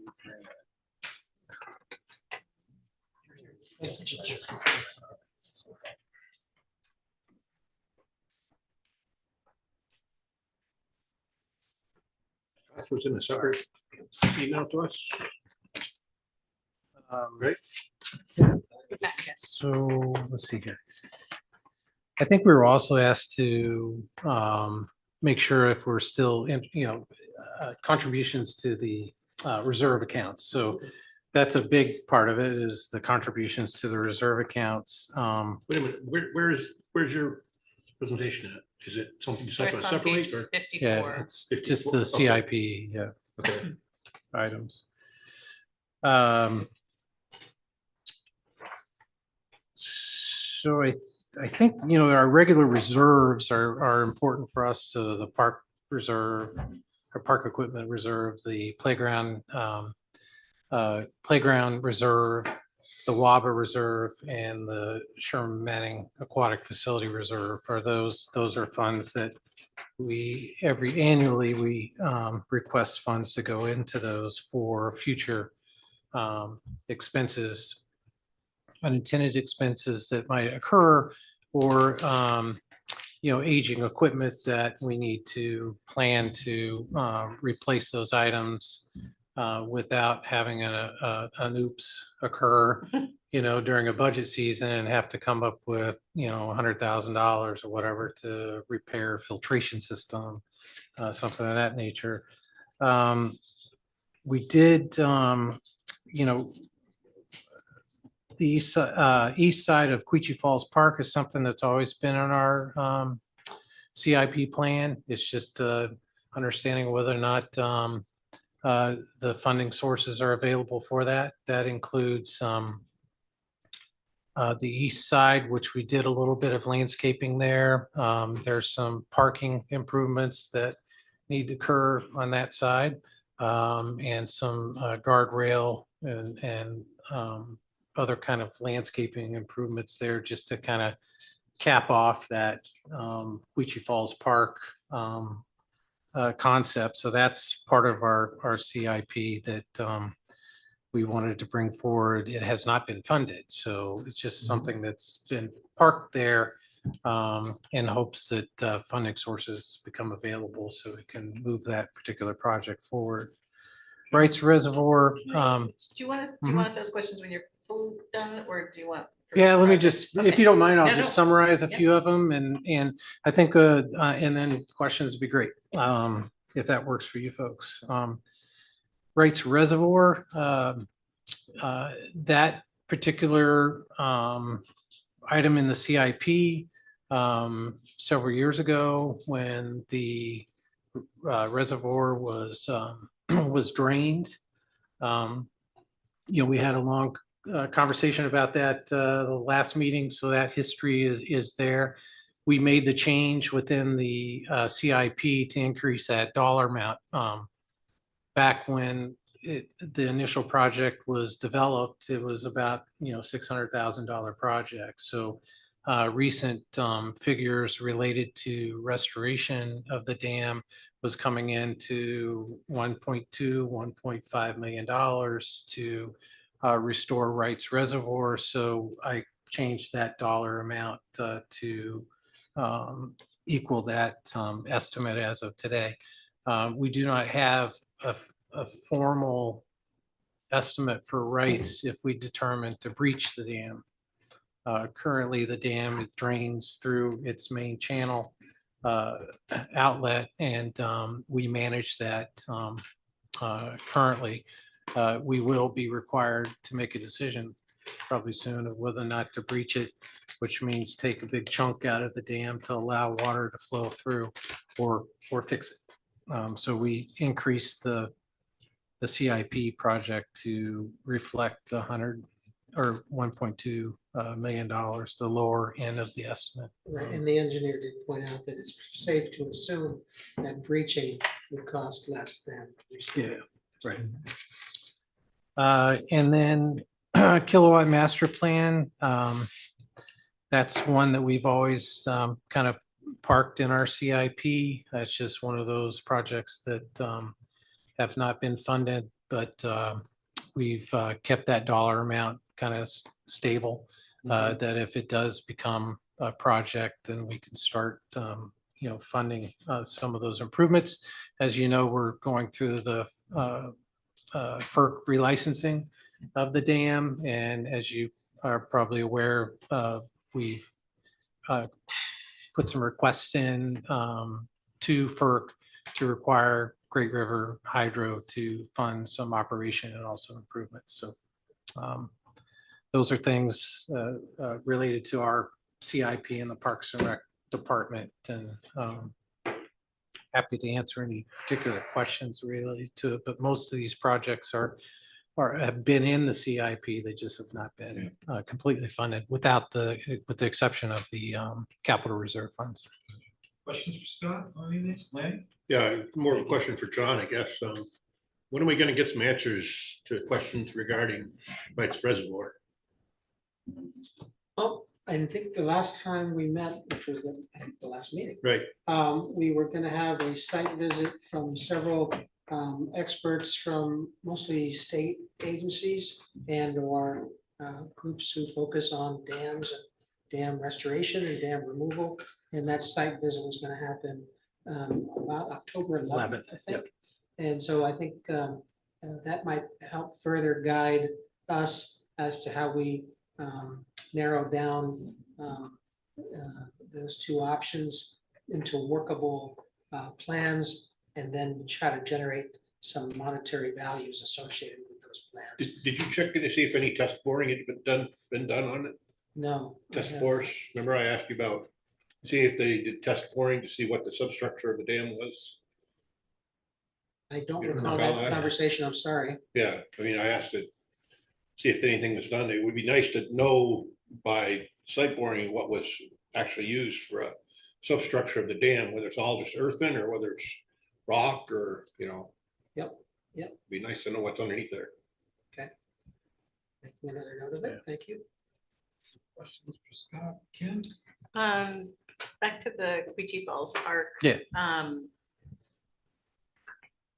Is it possible that the Quechee Friends group, some of the beautification, didn't they raise some funds to go toward, like, for example, if the town were to consider funding the improvements to the lot, that potentially that group could come in with some funds for the beautification part?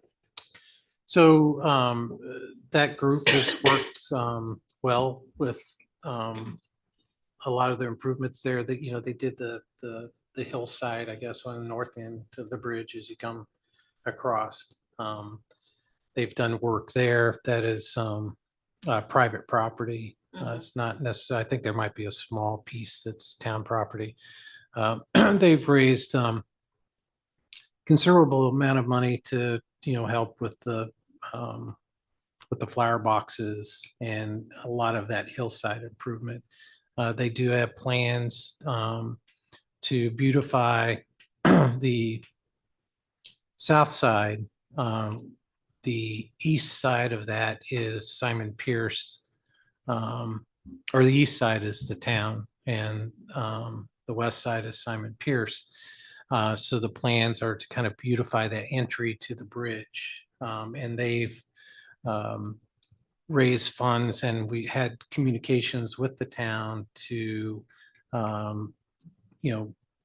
determine, what would be supported on that end. There's not a lot of, there's a hillside there. There's not a lot that can really be done on that end other than just some beautification. Now for the east side of Quechee Falls, where the parking is, that is basically phase 2 of the Quechee Falls Park. So they had requested that the town fund that and get that completed.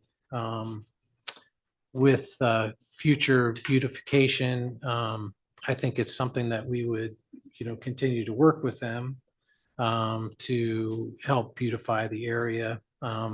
They've assisted a little bit with Quechee, with the Quechee Falls Park side, with some assistance there with beautification, and so that collaboration exists.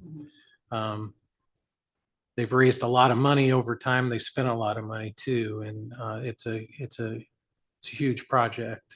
But we'd certainly entertain that, but I'm not sure it would be at the level of parking costs for, parking spaces and road improvements there and that type of thing. I'm sorry, Scott, who owns that lot? Who owns that lot that's there? On the east side, Yeah. it's town property. It is town property. Mhm, yeah. So what is the memorandum of understanding that Simon Pierce has with the town for That's on the. parking there? Well, I know there's some spaces for parking. I would have to dive into the whatever At one time we agreement were there might told that be, there but was some sort of understanding that Simon Pierce could have some parking has spots. some Yeah. parking there, so I try to find out if they are Yeah, I'm not. saying that they have some parking spaces there, they should have some buy-in Public to. parking. Yeah, it's I all know, but if they're public, saying yeah. that they have allocated I'm not spaces sure. for them, they should be contributing something towards the, Yeah.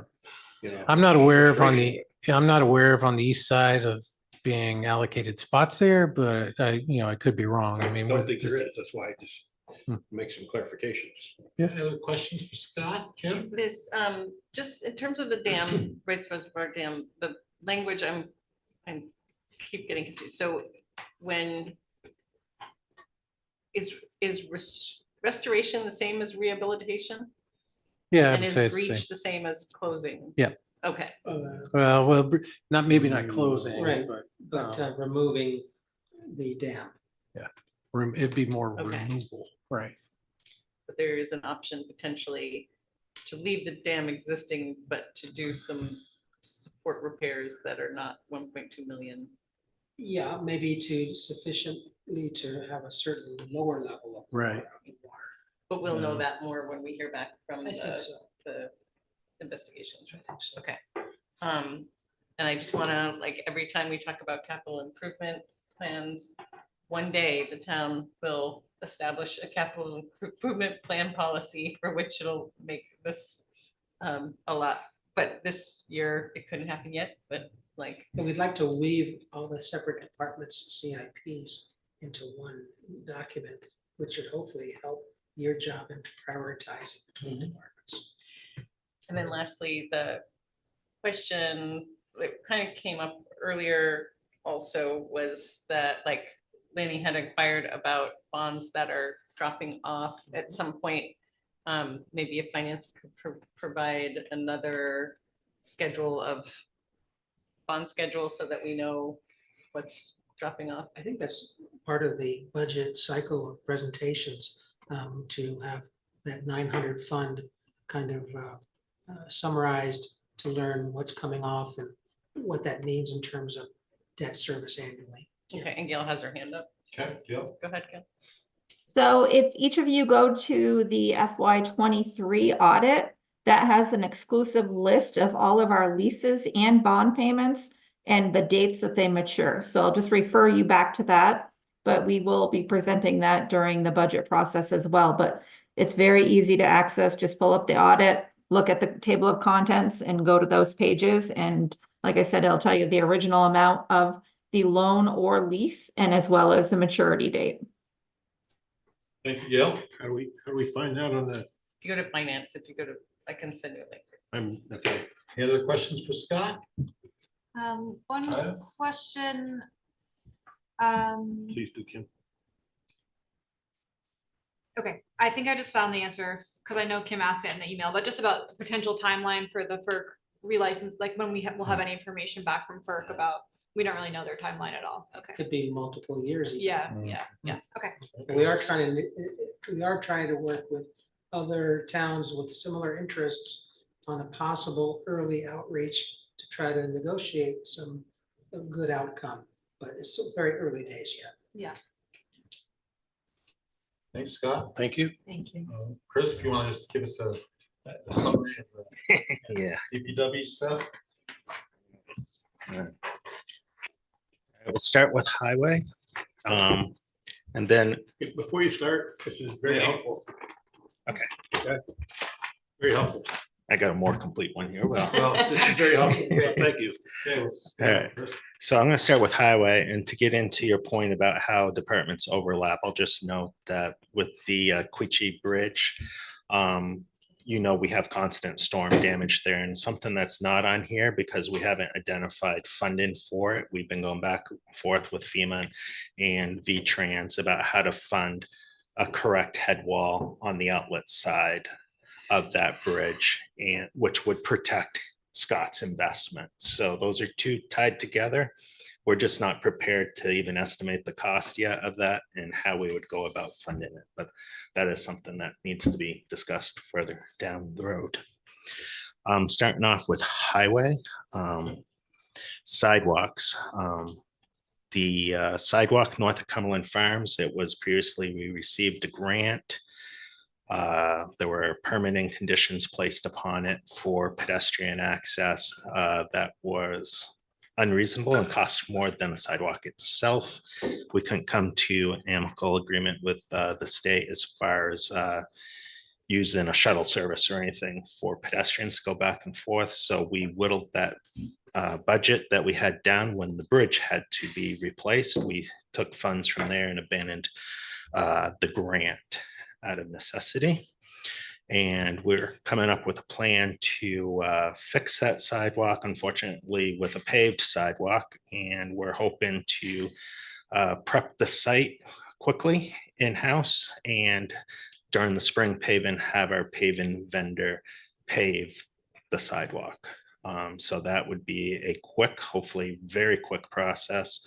And hopefully we can avoid the pedestrian access and restriping Route 5 while we detour people down around this little piece of sidewalk. So that's a very high priority. That's first.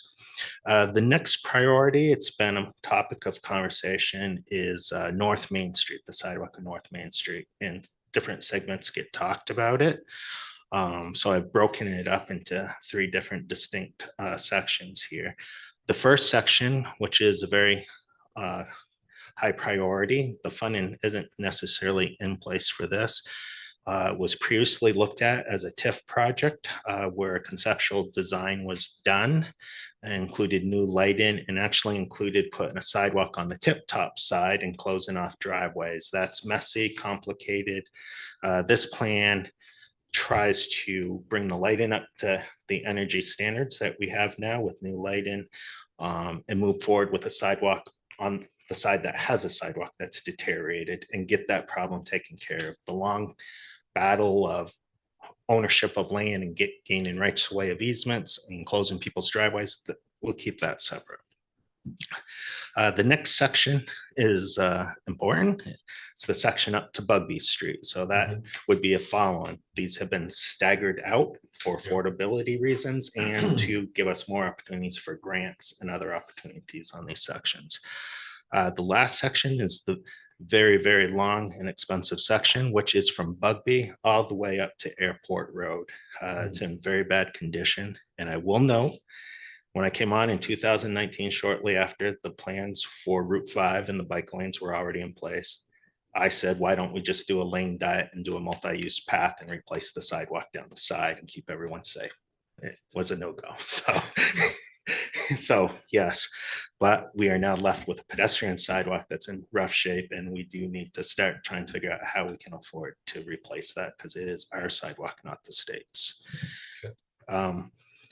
Next one up, going back up to Hartford Avenue, is a moderate priority. Some of these have been on here before, but obviously the dollar amounts are changing and growing as time goes by, and that's why they may be back on here. There is a section of sidewalk in front of the cemetery, and during springtime and late winter to spring, it floods and it gets covered with ice. It's not good for the environment because you have to salt it. It's also a danger to public safety. And unfortunately, the sidewalk is actually lowered. It's not a matter of just cutting the grass off to the curb line. So it needs to be reconstructed. It's at the end here because it is something we can deal with maintenance. And I am aware that the state and Two Rivers and the planning department are looking at alternatives and pedestrian paths and bicycle paths for Bugby Street in that intersection. And it really needs to be part of a bigger, more comprehensive plan to cross people safely across all that traffic to Bugby Street and so forth.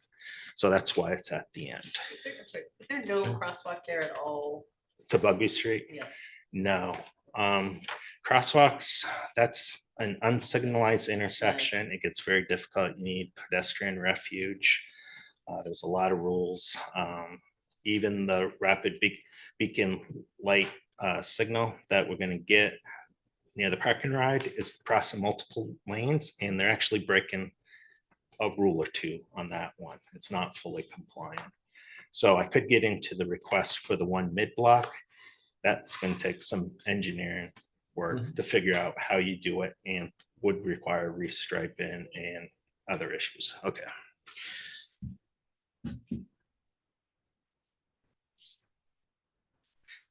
So just checking Brian's cutback list here. So Fairview Terrace, obviously that is on the docket for bond vote. And if the bond vote passes, that will be underway. A new one on here, which we'll talk about in a minute, is Podunk Culvert. It's a 5-foot diameter culvert. It's we're going to talk about it in a minute, so I won't go too much detail, but it is the primary only source of ingress and egress for a few Hartford residents and many Norwich residents. So we'll discuss that in more detail. Quitchy Heartland Road culvert. That's part of identified as a starting to fail culvert. It also doesn't meet aquatic passage rules. So it's not environmentally friendly to wildlife and so forth.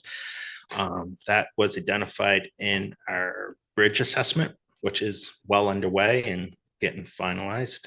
Okay. When they did the repair on that culvert, was it washing out or what was happening? The ground is settling because the culvert's slowly failing. So it's something we repetitively had. That's not the first time we fixed it, I'm told. Right. So we do what we can to extend its life. Its life is getting closer to the end. It's not true culvert failure and not it's just undermining it. rusting out. It's rotten. It's mostly the bottom right now, but obviously there's been some top damage and settling. Okay, thank you. So with the ARPA funds, we've signed a change order to size and determine what the appropriate culvert to go through there is, so we can scope a project for other engineers to be included on to bid on engineering that. We didn't have enough money in the ARPA funds to finish that up under the bridge assessment program, but we're getting every bit we can. Chris, we're looking at $1 million for that. So that is a major highway, serves quite a few commuters. What you have to understand is you can't just shut that road down. You have to have a bypass road, temporary bypass road put in and so forth. What did we spend on the Queechee Main Street culvert? Over $1 million. Over $1 million. That yeah. Over 2 million. No, it was just over $1 million. So we talking possibly another concrete culvert in there? Is that? So we consider the concrete box culvert that the state, the engineers, everyone told us was great over there. We consider that a learning lesson. Because Podunk, we're going to promote something different. We haven't had time. We'll see what the hydraulic study comes back to on the Queechee to see if something else is available. Go back to steel? Is that what you're saying? Well, I think on Podunk, like our preference internally at this point right now is an arch culvert. You know, box culvert just because the expense of it, is that well, box culvert is very difficult to install with ledge and so forth. So the unknowns of what you're going to hit played a lot, messed us up a lot. You can bore in one spot and 5 feet to the side you can have ledge, and you might not be able to blast it, especially in a place like Queechee Main Street. So it was a very difficult install. When you say arch culvert, is that arch culvert is in concrete arch, or is that not determined yet? But there's several. You can do precast concrete arch culverts, you can do steel arch culverts, but in that case you put a footer tied to the ledge on either side, and it's more like a bridge than it is. Yeah, just to think about life expectancy. Yes.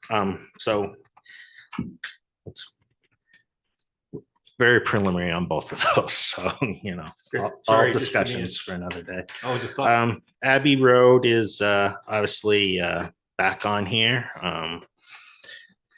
Because it's multiple funding sources that we hope to utilize and get underway next year. Then, of course, the rest of mine is the TIF district parking lots, which you don't have, so. can you remind us again where Abbey Road is? Abbey Road is off Cascadnick between Maple Street and the middle school. Okay. Thank you. There any questions on highway? Just the, one thing I noticed was that all the sidewalks say climate action priority. They say no, but really like pedestrian access. Yeah, I mean, it's hard to know like truly if it's subjective in some forms. Pedestrians, the bicycle is definitely like, you know, you would say climate action plan. The pedestrian, it's just a human right, like, you know. Yeah. Is that that number one item, the Hartford Ave sidewalks, does that have, oh, it says, yes, it's funded. So, and that's. Let me go back here. It's the first one, like if all that's. Yeah, Hartford, there's a PO for that. We cut back. I tried to explain it quickly. We were going to rebuild that portion of sidewalk to ADA concrete. To your point, Lanny, it was a long-term improvement, you know, lifespan, many years. The difficulties through the permanent phase and having to restripe and remove Route 5 for a sidewalk, you know, just got out of control. So, and then the bridge failed. So we needed a part of the funds we had for this to go to the bridge. And what we left was the 45,000 to do an in-house / paving contractor repair.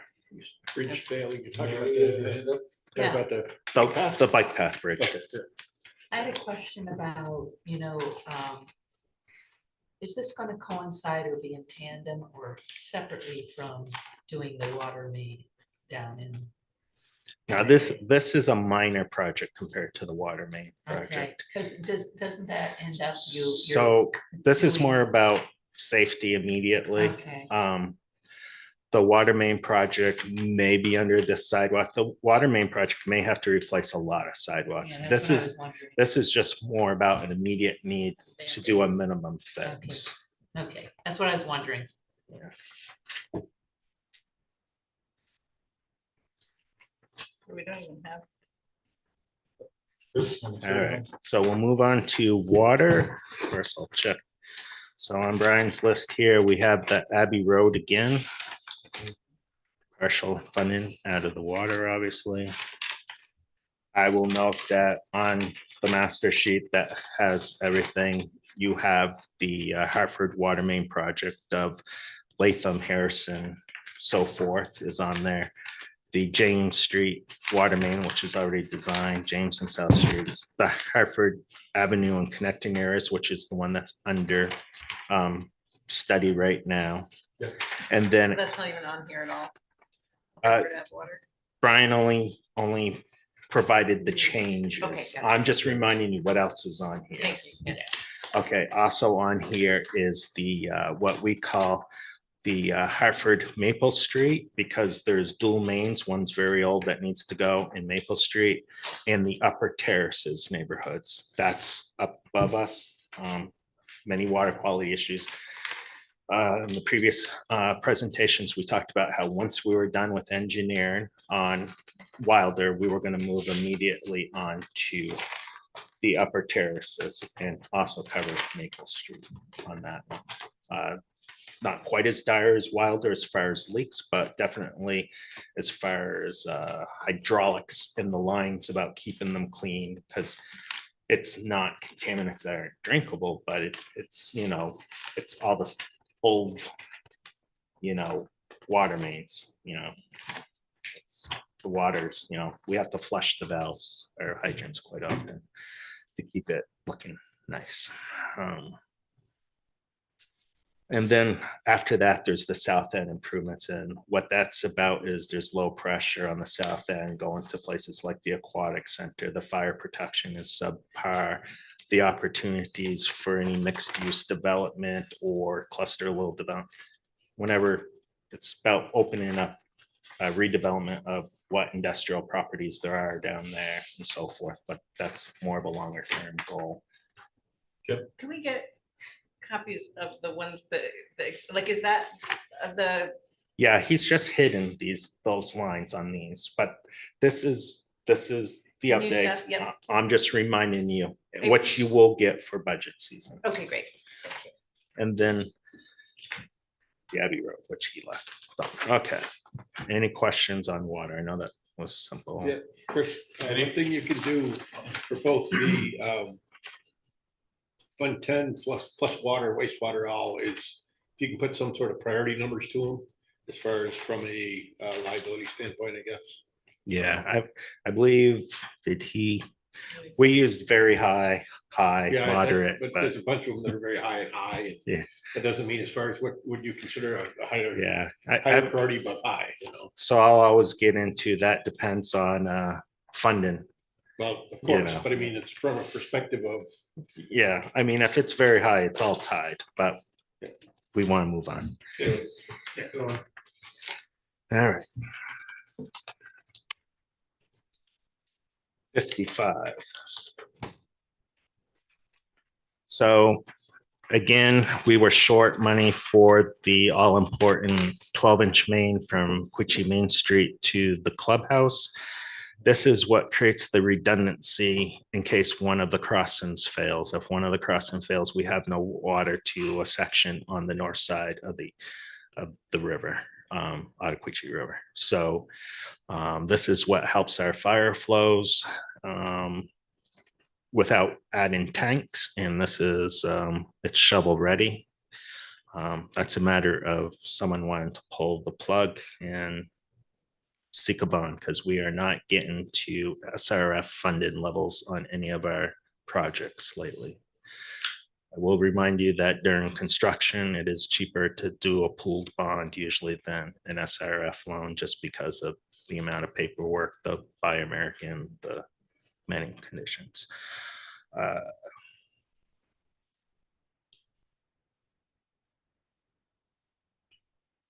So new this year, what we've added is we just replaced or made a repair was we didn't really have good mapping on this line, but on High Street, which is near Simon Pierce, across from Simon Pierce is an old galvanized line. So it's going to have lead services. And we've added that in as a new priority that we'd like to find a way to self-fund and put it to the top and get those people a new water line with lead-free services. Quitchy Main Street, along Loose Meadow Road, it's a very small water main. It's undersized. And then Quitchy Main Street underneath the Ottaquechee quickly. The point of that one is that the line has had several leaks in the golf course and elsewhere. And we need to, at some point, instead of just replace it, once there is interconnectivity on both sides, the easiest way to upgrade that lining and keep it structurally solid underneath the river and less likely to be prone to a failure from a joint would be to slip line it, which will make it a continuous length of pipe. Brandon, you have a question? No, I'm good. I'm going to answer. Okay, Chris, where does that cross the river at? That one there, that 12-inch main? Over by the clubhouse. Yeah, over towards the well. That's how the water gets over to that side. So is that does Quitchy Lakes have anything to do with that line as far as they utilize? No, when we took over everything for the dollar or whatever, so forth, that we became the owners of it. Okay.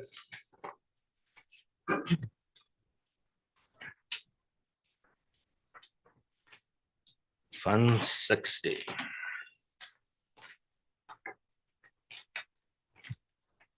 Holiday Drive is popped back up on the radar. The old estimate is $600,000. I can't guarantee that is the estimate anymore. It needs to be brought up to today's standards. That take a little bit of an effort. And then Abbey Road's back on here, obviously for its portion. Yep. As you know, within the previous ones, there are Wilder Pump Station improvements, SCADA, modernization and plant software that's not totally completely done. And as always, the CSO separation projects. And eventually I would like to, when you get into your resiliency, infiltration is our worst nightmare. It drives up energy cost.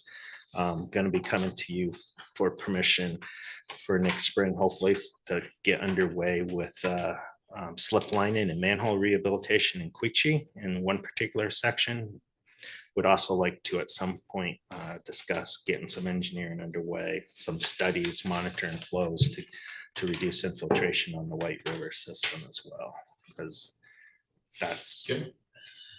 Are there infrastructure bill funds that are like, have those been spent already? Or they're like this not exactly the kind of thing that would be? If I had time to track everything out there, I might have a quick answer for you, but. I can't believe that there hasn't been federal money to deal with these lead service lines since it's a federal mandate. Are we sure there isn't? I haven't heard about it. We're told there's going to be money, but I don't know yet. So At this point, we're inventorying them, but that's maybe to get us ready to do it. We haven't heard a hint of federal money yet. But much like the earlier news about how, well, the conditions were X and then the state said X and then the state said X, all the water service inventory loans and programs and different things, the conditions change literally every week for months and months and months. So.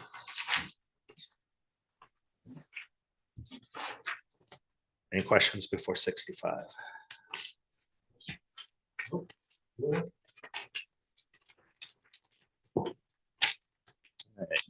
Go by Bryant.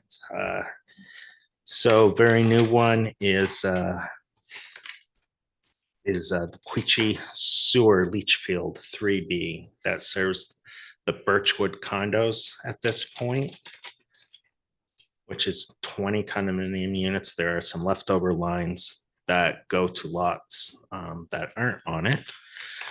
Most of Quechee, old Quechee Road, which was on it, has been taken to the sewer plant.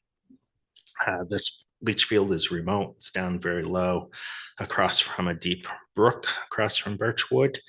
Right now, we have different options that we internally looked at, and we have we're out to bid for recommendations, a study and recommendations by engineers on the proper way to either replace the leach field, repair or adapt the leach field, and part of the collection system going to it, or to make improvements to the collection system and pump it to the municipal system. So to figure out which one is the cost-effective, best way, less energy use, etc., to comply with everything, we'll hopefully have an engineer selected in the near future that I can come to you and ask for permission to expend some funds towards. But that is, like I warned you before, that many of the Quechee leach fields are in bad shape. This is the next one that failed. So that's not a, we can put it off. That is, we have to take care of it. Then, of course, on here is the annual slip lining, which we now have a problem with one pump station overloading and over there. And that is the area I'm going to concentrate the engineers giving us a bid to monitor those flows if need be, or use the data we've collected today, come up with a slip line and plan and reduce the flows to that pump station. Bring that pump station back into compliance. No problem. Thank you.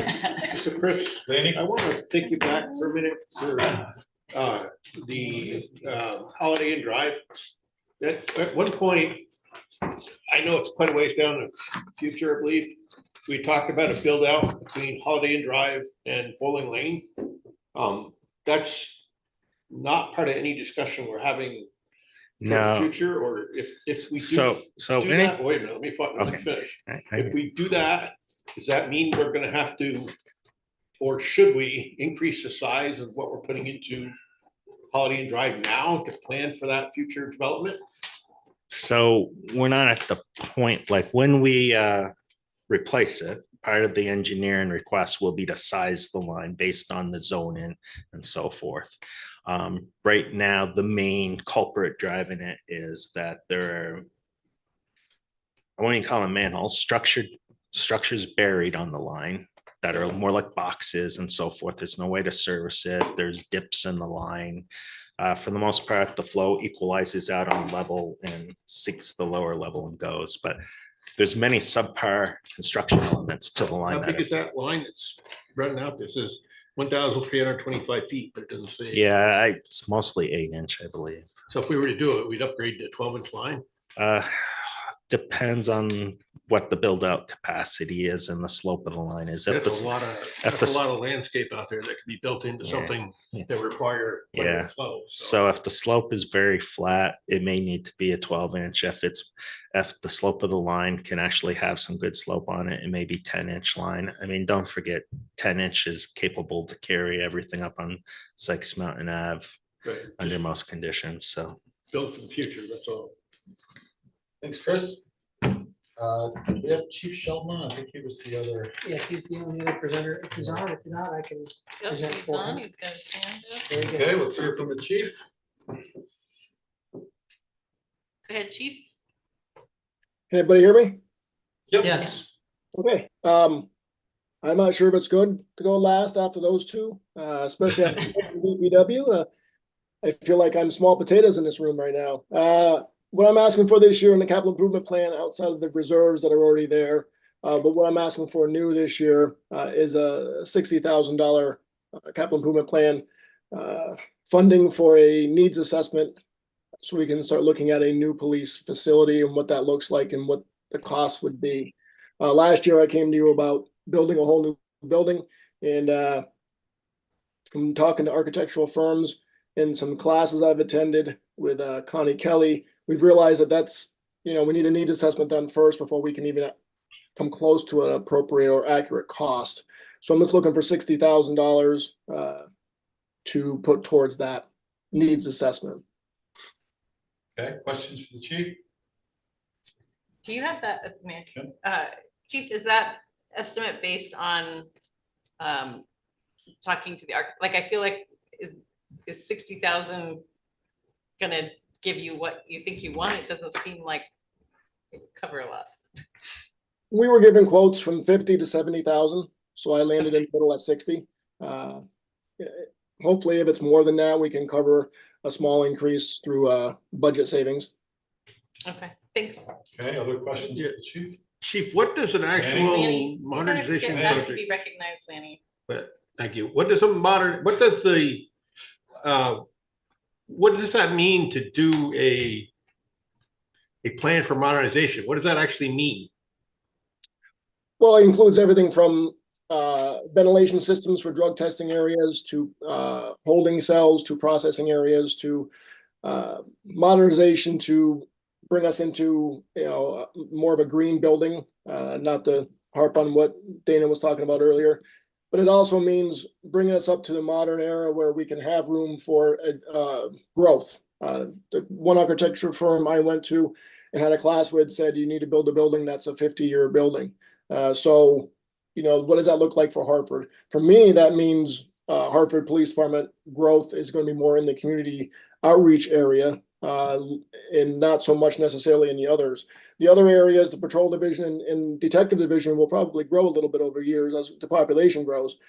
However, the community policing and the community outreach coalition sections of the station would probably grow at a much faster pace based on current trends. So it's modernization of everything, giving us more room, giving us more, not more room, giving us more room to grow, but also giving us an opportunity to have areas where we can test drugs safely and employees aren't exposed to it.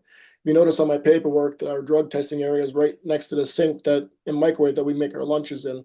And it's literally, you all saw it, 5 feet from the desks of the patrol officers.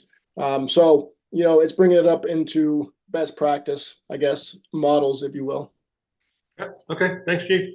Hmm? Any other questions for the chief? Okay, thank you, Chief. Much Thank you. appreciated. Thanks, Chris, and thanks to Scott. I know you gotta leave. Don't go anywhere. Oh, there's a public hand up. If you want. Okay, public hand up, and then we'll move along. Marie, go ahead. I was just wondering about, for Chief Sheldon, please, Marie Alvin, White River. Where is this new facility that you're even thinking about going? And the $60,000, that's just to basically figure out what the design of the building, is that correct? Yeah, the 60,000, the architectural firm for that 60,000 would provide us with suitable locations. They would do the research in our area and figure out what is the best place or places to put this, give us options. And then it would give us architectural diagrams and plans for those areas. And, you know, what the needs are now and what the needs will be in the future. I don't quite understand how you can figure out why we need some firm to come in and figure out where a new police station would go. But anyway, thank you very much. Great. Thanks very much. Okay, we're gonna move along. Our next item is the review petition to install fiber conduit. There should be somebody here from Consolidated Communications, perhaps Jay Dunn, to speak to this matter.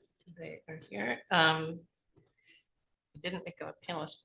Go ahead, Jay. If you'd like to use your camera, I can make you a panelist. It just takes a second. Okay. Do you want to do that? Let me click here. Yeah, you want to just tell us what you're here for and what you're asking from us? All right, let me just, if I can figure out the video. Oh, here, I gotta become a panelist to do that. So just look for the invitation. All right. Okay,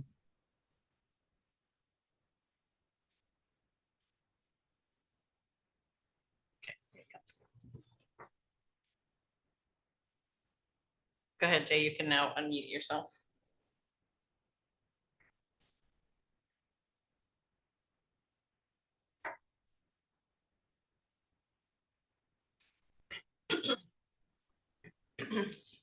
Go ahead, Jay.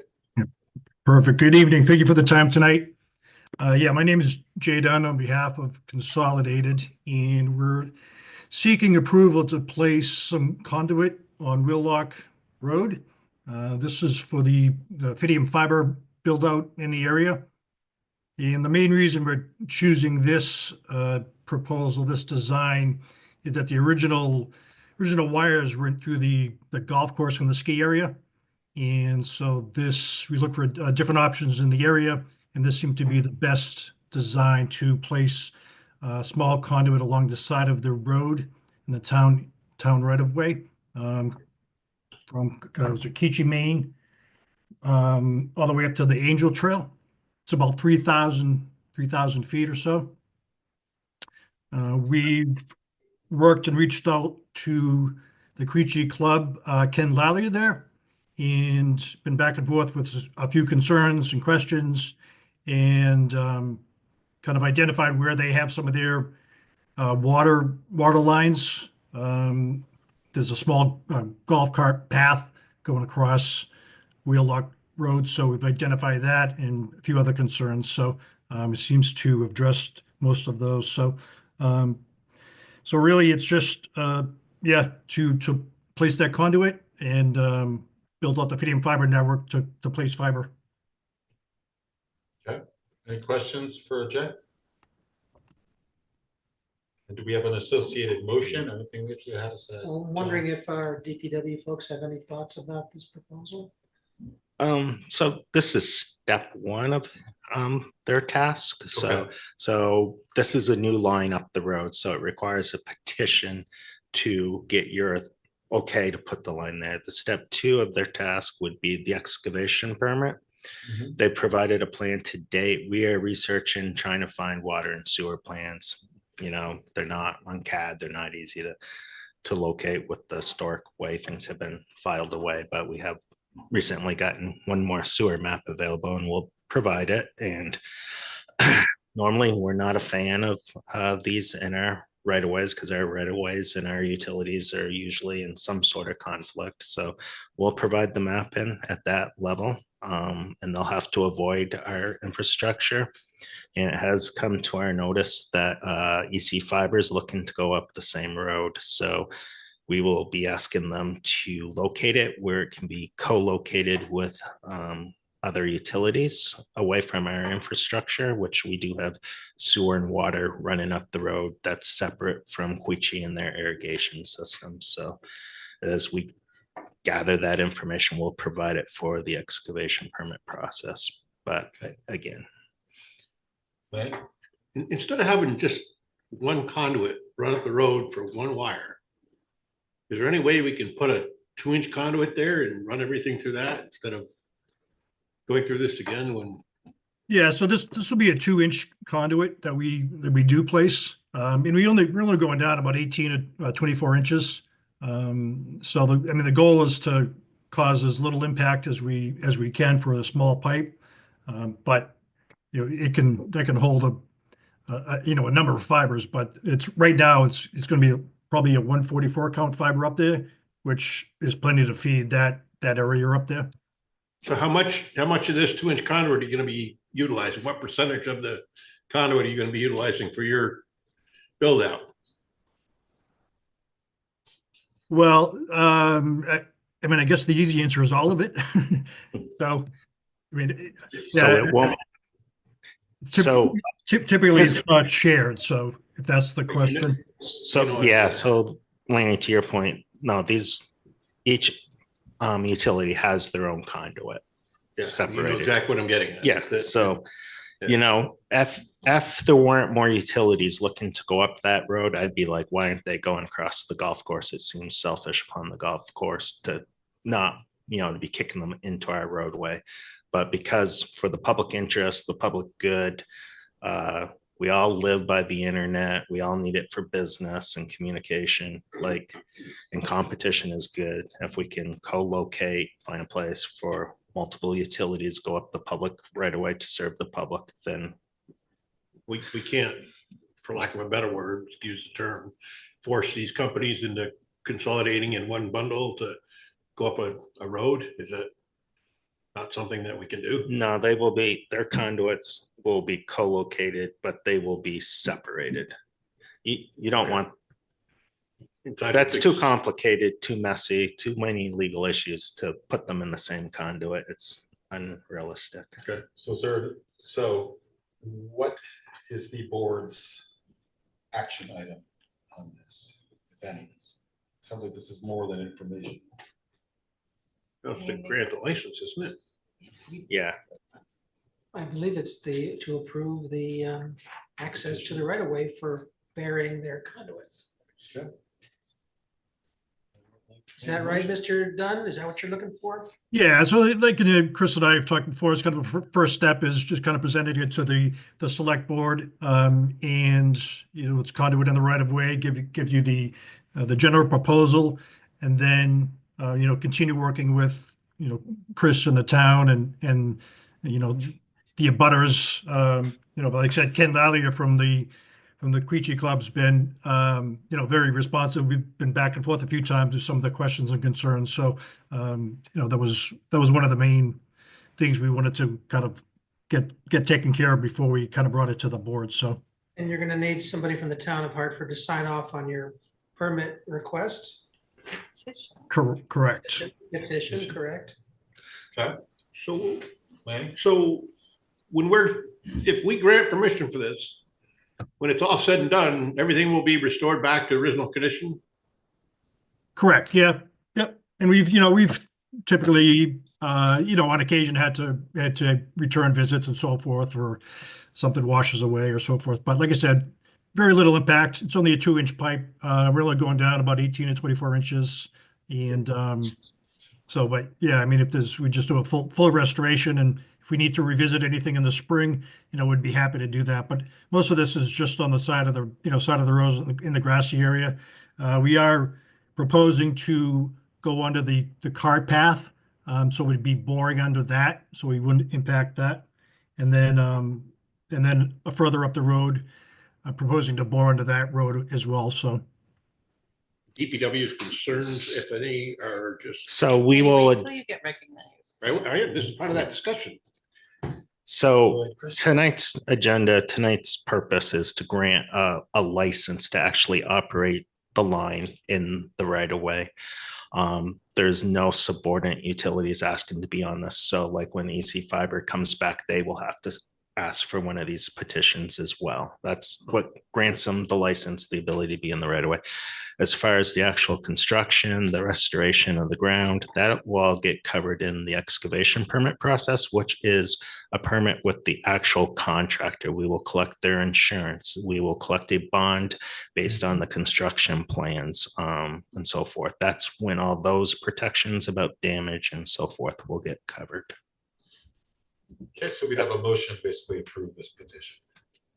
Right, okay. I'm happy to make a motion unless there's any objections from staff. Okay, and I would make it to authorize the town manager to sign the petition. Is that okay? The petition and license for Conduit buried location.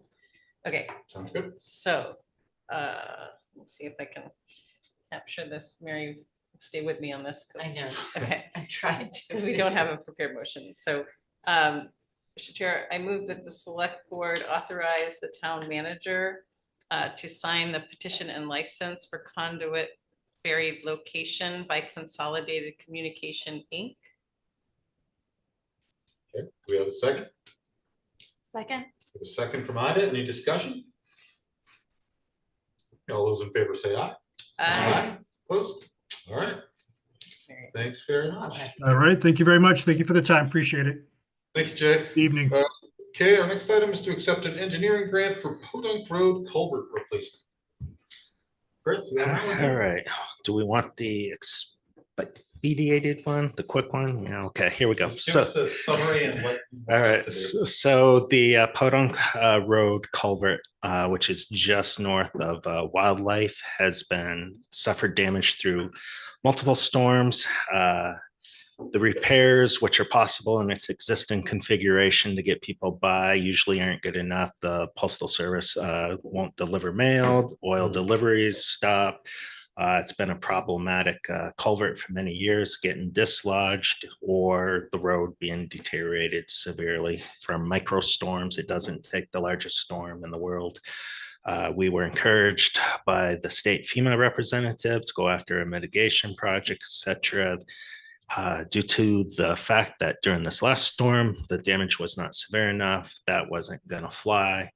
So then working with VTrans, we worked out a grant application under the Structures Grant Program to get the engineering done on it, to start the project off and to get the scope and cost narrowed down as to what we would be seeking in the future for grants, which I'm assuming we'll be able to get Norwich to sign on, give us a letter of support for, because their residents greatly benefit from it.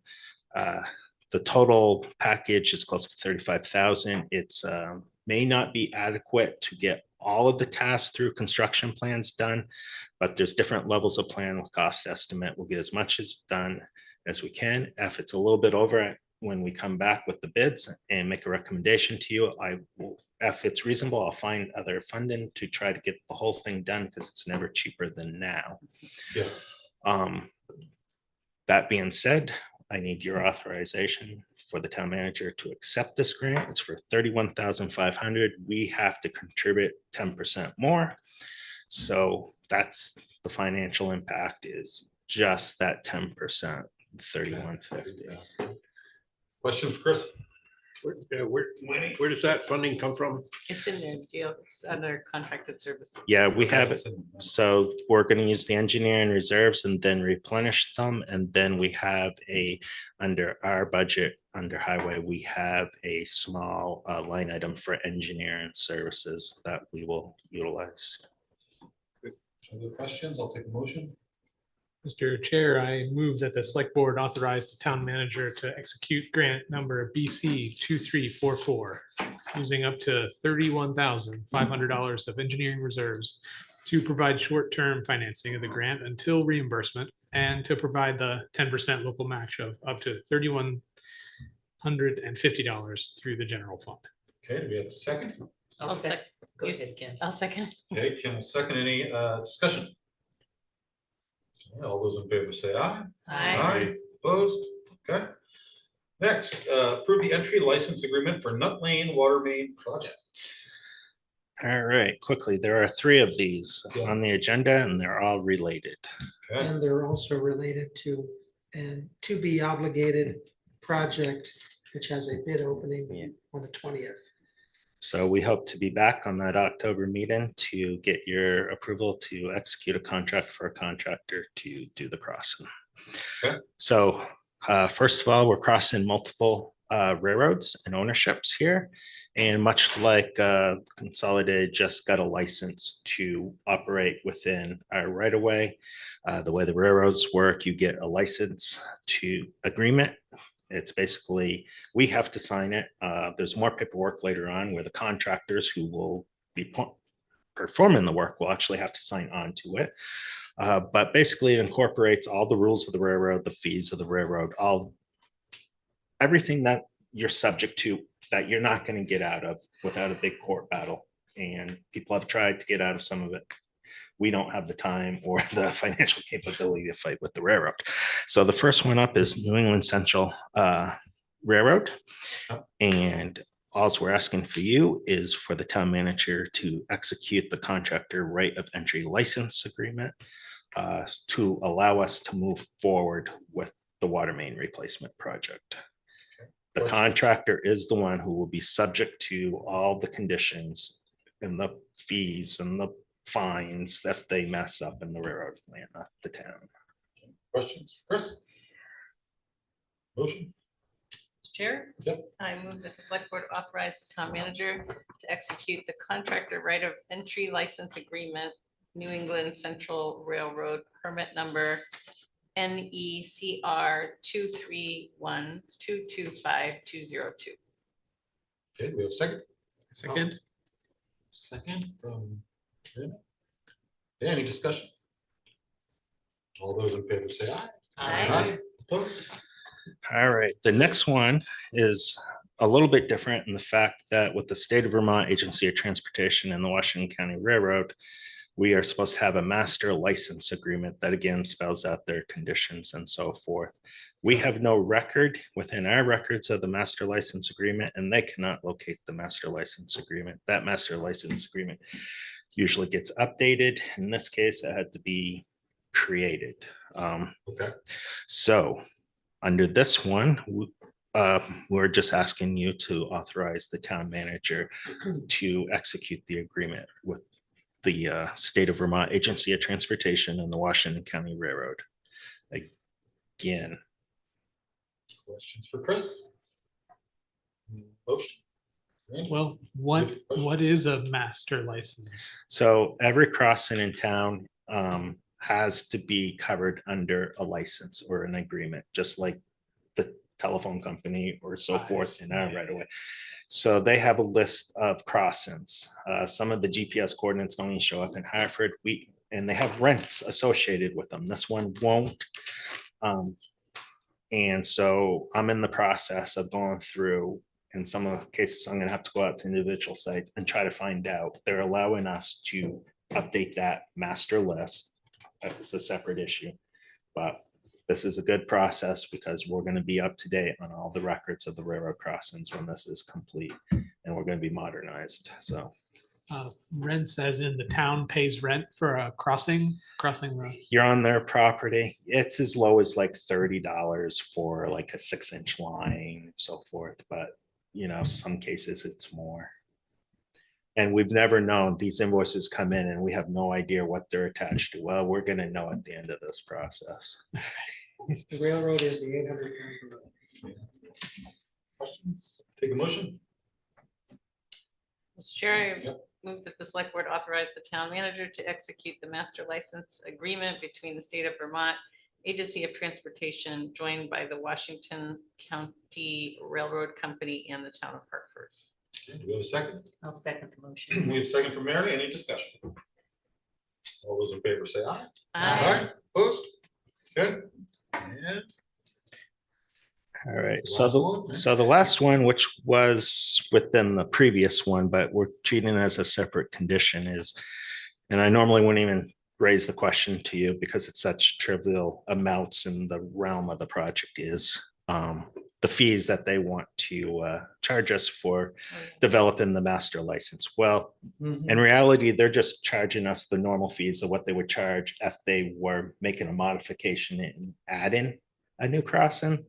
So they're reasonable. They're not charging us all the real time that they have into it. So V-Trans would like $300 and Washington County Railroad would like $500. I would just like, this was just like approval. $800. Just to be clear, Yeah. I know this is part of it, but you actually prepared the license? No, Oh, no, okay. they did. Okay. We're preparing the master list. Gotcha. Oh, right. Okay. Other questions for Chris on this one? Yeah, I'll take a motion. Mr. Chair, I move that the board authorize the Department of Public Works to pay the state of Vermont Agency of Transportation $300 for preparing the master license agreement documents and the Washington County Railroad $500 for the legal review conducted upon receipt of invoices. Okay, we have a motion. Do we have a second? I'll second. We have a second from Kim. Any discussion? All those in favor say aye. Aye. Opposed? Okay, thanks very much, Chris. Thanks. All right. Thanks, Chris. Have a good night. All right, our next item, we're gonna get some, just an update on, we're gonna discuss potential room one audio visual upgrades. We've got Dylan for that. Yeah, this has been a topic that has percolated every now and then, especially when select board members or members of the public remind us that we don't have Okay, the so this is smoothest just, operating system. okay, so this is just for discussion purposes tonight, I think. Yeah, exactly. I wrote a memo in the packet that I think kind of outlines the history of everything. And some of the board members being new, I'd come before the board last year, and at the conclusion of that meeting, discussing the current equipment, I was sort of tasked with myself putting out an RFP, just seeing in high level kind of what a bigger replacement would be. And so I tried to outline in the memo sort of what that would entail, some key points, JAM's involvement, which they have indicated they want to be involved, and they gave feedback during the process. So as mentioned, sort of high level for discussion, but happy to answer questions or see where we go from here. Questions for Dylan? Jim? I mean, I'm curious to hear if Jam has any thoughts about the proposals we've received.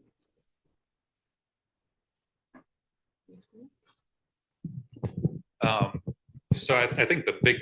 Can you identify yourself? Oh, yes, I'm Chico Eastridge from White River Junction. I work at Junction Arts and Media. I mean, I think the big thing to look at on both those proposals is the $70,000 price tag. And I'm kind of wearing two hats here, one as the technical director at JAM and one as a taxpayer in the town. And seeing $70,000 for it, and I can tell you the image of the video right now is not good. But I do wonder, is it worth $70,000?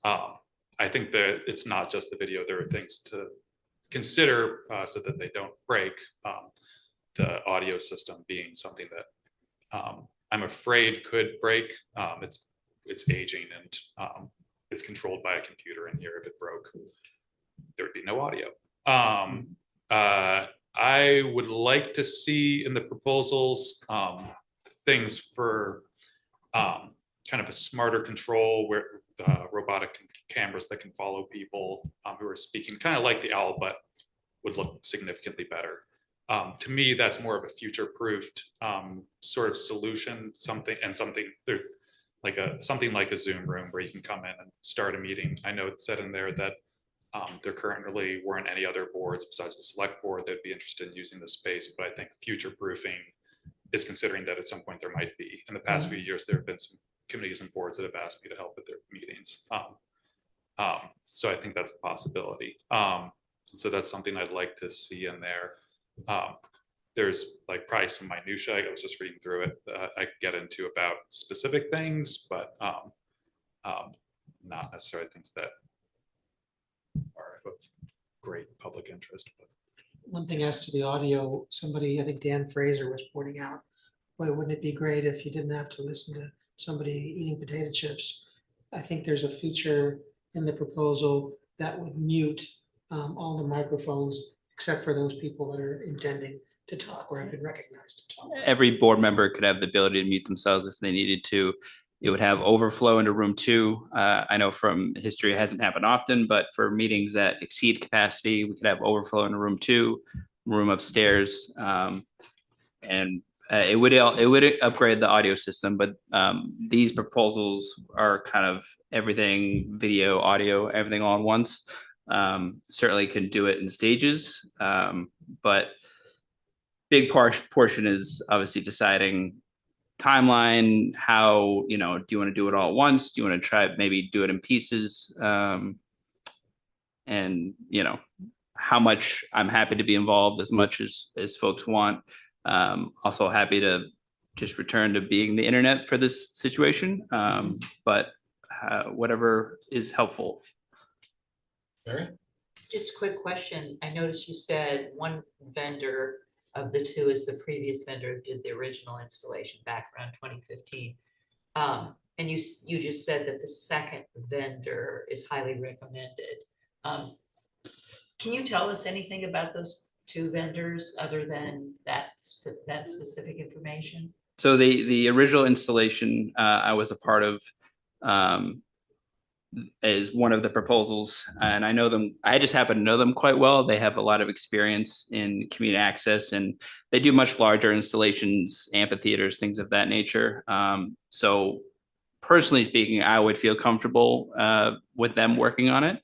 The other submission Jam has spoken about, they do the Bailey Howell Library installation, which I personally have not seen, but I've heard good things about. And I've had some dialogue with the vendor and been very impressed with sort of the presentation and sort of the back and forth that I've had with them. So it's kind of what I can add to, what the two proposals are so far. Both solid vendors. Yep. Okay. Questions for Dylan or Chica? I think one of the good bits of good news is that it has been good to collaborate with JAM on this process so that we don't end up with a product that they're unable or unwanting to administer and handle for us. And Samantha at the leadership level has confirmed that regardless of what we install, there'll be a role for JAM to have an in-person maintenance of it during meetings. Operation of it during meetings, I should say. Lynn? What's next steps? That's kind of my question as well. In my memo, I mentioned, budget being the biggest thing. How it should be funded. Are there other folks who would contribute? Is the school going to be using it? Is this a future thing for next year? I guess I'm maybe not the best person to answer that. The other thing I've spoken to Chico about is if we were going to be making a significant investment, which this would be, I would advocate for an ongoing service contract with whichever vendor is involved, just so they have some skin in the game, and Jam isn't the only ones working on the equipment. They can reach out for help and sort of ongoing upkeep of the system. So there was some discussion around when this whole thing started about the ability to phase out a person in the room from Jam. Are we still looking at going that route, or are we gonna always have someone here from Jam or whoever to? Dylan and I believe it's very important, and I think Samantha, maybe Chico can speak to this. I feel that it's important that there be a Jam person here to operate the system.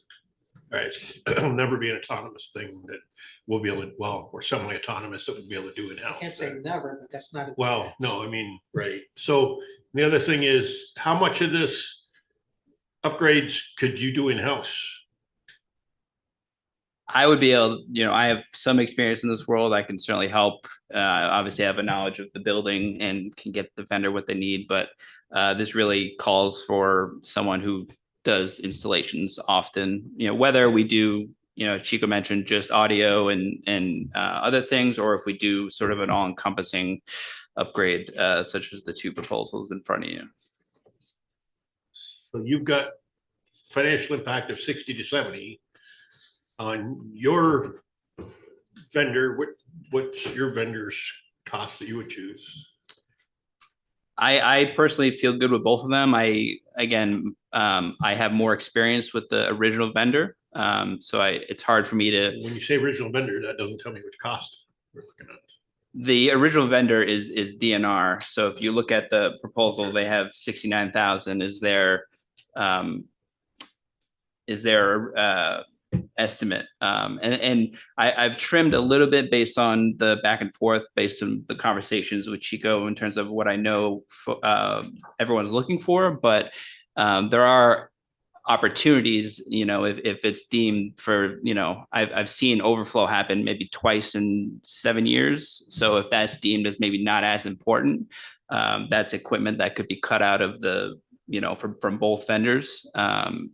Same with, microphones, although I've heard muting microphones is important. So there are opportunities to trim it down slightly, but I think 60 to 70,000 is a good range for what this would be, which is sort of an all-encompassing audio video broadcasting type of upgrade. If we were going to decide to do just audio for now, obviously that would be less, and we could, go back to the vendors and see if they'd be willing to do that. But I think that is a good range to at least figure out, if we wanted to do it, how would we do it, timeline. What's the useful life of a new system in this field?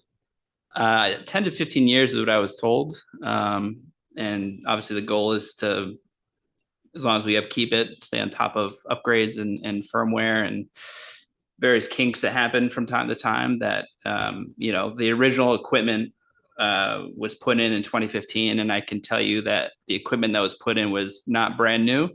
So we are coming up on the 10-year mark. And I know Jam has made sort of incremental upgrades over the years.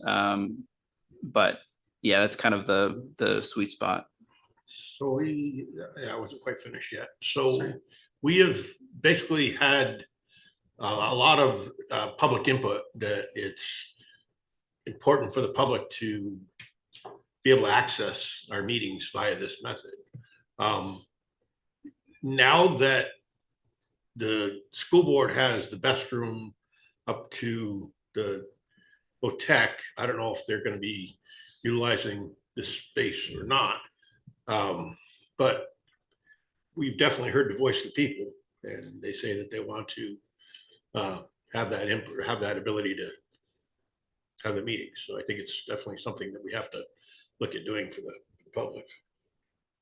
Jim and then Mary? I think Mary had her hand up first. Just a real quick question addressed to you, Chico. Yep. Are you familiar with these vendors or the products? I'm familiar with DNR, and I'm familiar with the product of, is it CCS? Yeah. But I haven't dealt with CCS.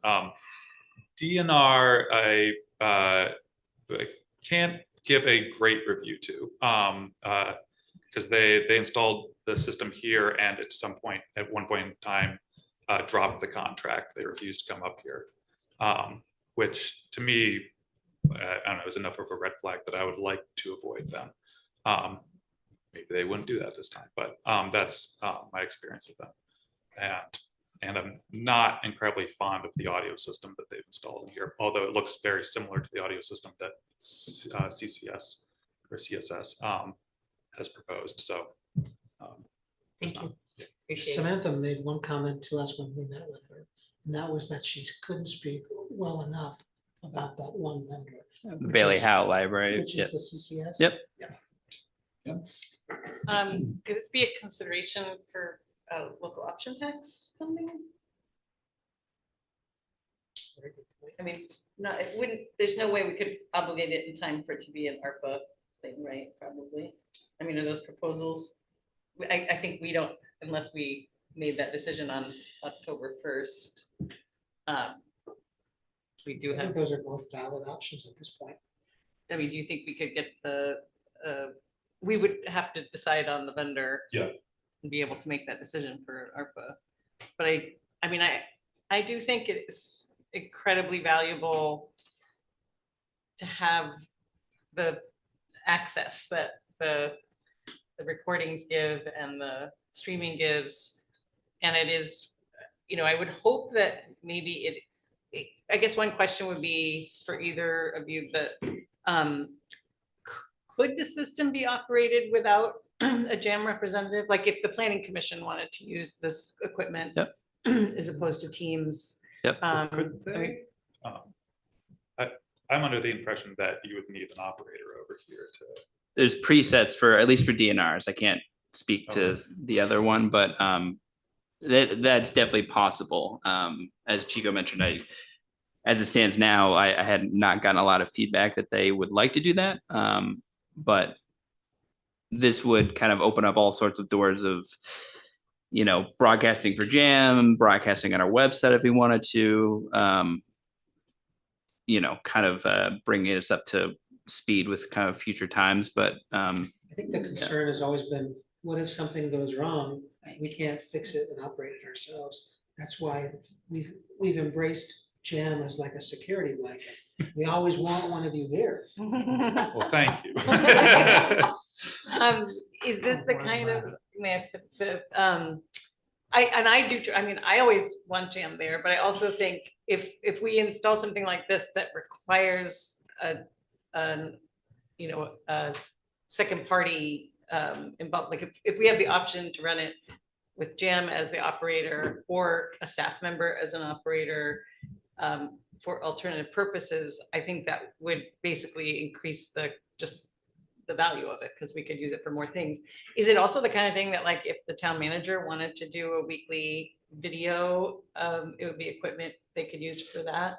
I mean, there would be training, obviously, and some setups and stuff like that. But I do believe, from my understanding, that is definitely possible. Or certainly we could authorize a purchase by JD or CMS person to have the same video camera he used for Channel 5 News. I mean, that kind of setup. Well, I'm could be talking about done like, what independently are this the way. most things we can do if we're gonna consider spending No, I'm just saying. tens of thousands of just saying dollars? it wouldn't Yeah. have to be in here, but yeah. So we need to think about vendor and funding source amongst other things.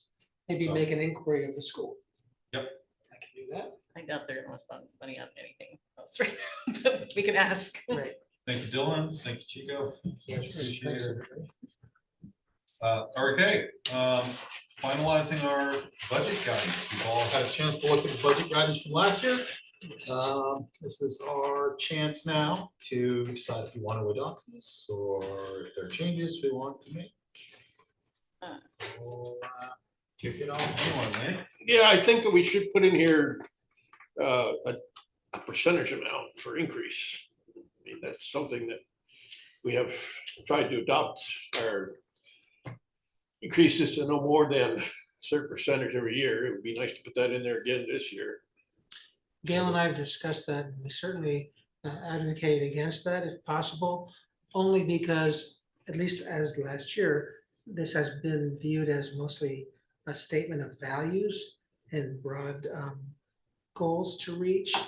To get to a specific number at this early stage in the budget process could have a distorting effect on hearing from the departments themselves as to what they hope to accomplish. Your role, as I see it, really comes in later in the process when we get to the hard decisions about where to cut from the proposed budgets that the department heads produce to then try to find a level that the taxpayers can afford in your estimation.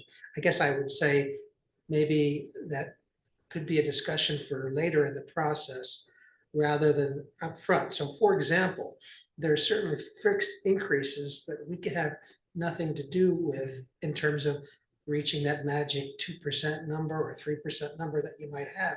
For example, health insurance is going to be up at least 11%. Again, like. Yes, again. The MVP is going up 11, Blue Cross Blue Shield, something like 15%. So are we going back to MVP from? We're staying at MVP. We're- Yeah, we've consistently been there the last few years, I gather. But anyway, Gail can also speak to this impulse to want to put a target, a percentage increase into the budget. What are your thoughts, Gail?